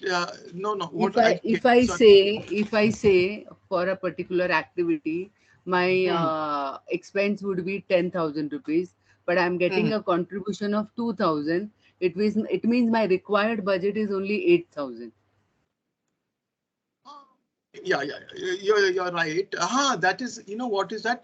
That is local contribution. Okay, and there And is the last column is required budget. Yeah. Yes. You're this thing. Amount requested. You can put it as amount requested or Requested. funding. Yeah, funding request or amount requested. Exactly. I think there is another term I use. I forgot now. Amount requested. You're right. I have it actually here in this one. In this budget also there will be. Actually in another budget I have it where the amount requested from the funding agency is there. Yeah, I understand what you're saying. Yes. This is a zero budget. Russell and all this. This is the concept note which we sent.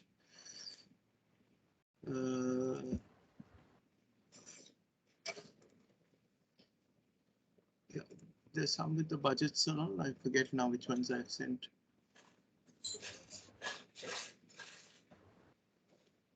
Yeah, anyway, so I'll look at some of the other ones and I got what you mean. So that's correct. What you're saying is right. Totally agree with you. Yeah. Totally agree with you. So local contribution requested. So this is the actual. This is the total amount. This is and this is the request. So this will be the total amount actually. This is the the amount, the total amount. Okay, local contribution and amount requested from funding.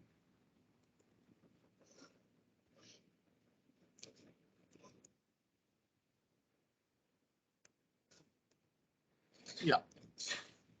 So if this is the local contribution is 8,000.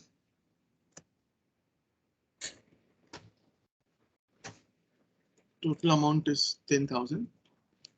Okay, so this is this. This minus this. That's the way it will go. Yeah, you're right in that. Okay, then there is one other point here which I normally put in budgets is a contingency. Yeah. Okay. Contingency, or you can always put it as miscellaneous. Miscellaneous. So that's another thing that you can put inside. Okay. I also do.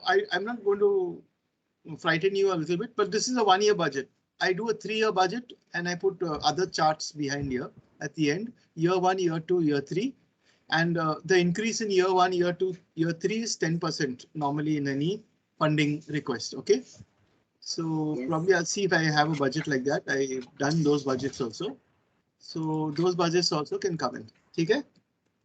Sir, what is the desired percentage of for contingency?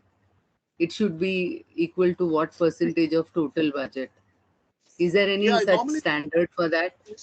No, actually, see, normally it's like 1% or 2% you can keep it. But generally, like say, if it is a budget of around 10 lakhs or whatever it is, there your total amount would come up to say around 9 lakhs or something. It is usually around one less than 1%. And like and is it calculated on program cost or the entire cost? The entire cost. From the entire cost, see now, suppose if your total amount is 10 lakhs and your budget comes up to 9 lakhs, amount requested is 9 lakhs 80, 9 lakhs, say even 5,000, 9 lakhs 5,000 or 9 lakhs 20,000. Then 80,000 is what you can put as contingency. Okay. But then you'll have to justify it in your less than 1%. Yeah, less than. Usually it is around 1 or less than 1%. And usually it is used as a rounding off mechanism. True. Yeah. a rounding of mechanism. I have used it as a rounding of mechanism, but I normally put it in a strategy saying that this will be used in case of eventualities, and you can justify it when you look at your log frame. Provided that this doesn't come in time, you can justify it by saying this will be a stopgap measure to pay off vendors, this, that. But you justify it in your budget and they will approve of it. Yeah. True. Yeah. So that's how I have written my budgets, and I was also working with funding agencies. We've approved of it. Yeah. Yeah. So that's generally the you use the term program support. Don't use it in admin. If you use it in admin, your admin expenses, technically speaking, nowadays they're becoming more and more strict. They have come down to 5%, but you can use admin expenses up to 10 to 25%. Many funding agencies give up to around even up to 20, not 25%, but around 10% at least. Admin expenses, program support expenses, 20% to 25%, and at least 70% of your expenses should be in program operational expenses. Yeah. So if you put both these things together, it should come up to 30%. So this will be 25%, 5% admin expenses. So 30% of this is permitted. 30% of this much is permitted. The rest of 70% should come in a capital and operation. Okay. This is the general thumb rule. Yeah.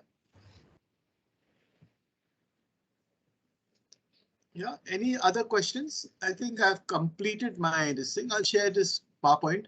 The other things you can read in my PowerPoint, nothing much specific, but generally that. Organogram is something you can put down in your proposal. I've not gone into detail of proposal writing because proposal writing is everything together. Probably I'll do it in the next session. How you put your proposal together. Having done this much, you put your proposal together. That's what I've written here actually. This whole thing was actually proposal writing. And then finally you write a covering letter. Okay. I still need. Yeah. I hope all are with me. Thank you for listening. I have a few left, but I think all of you have been listening actively. Yes, sir, we are. So thank you for your listening. Thank you, sir.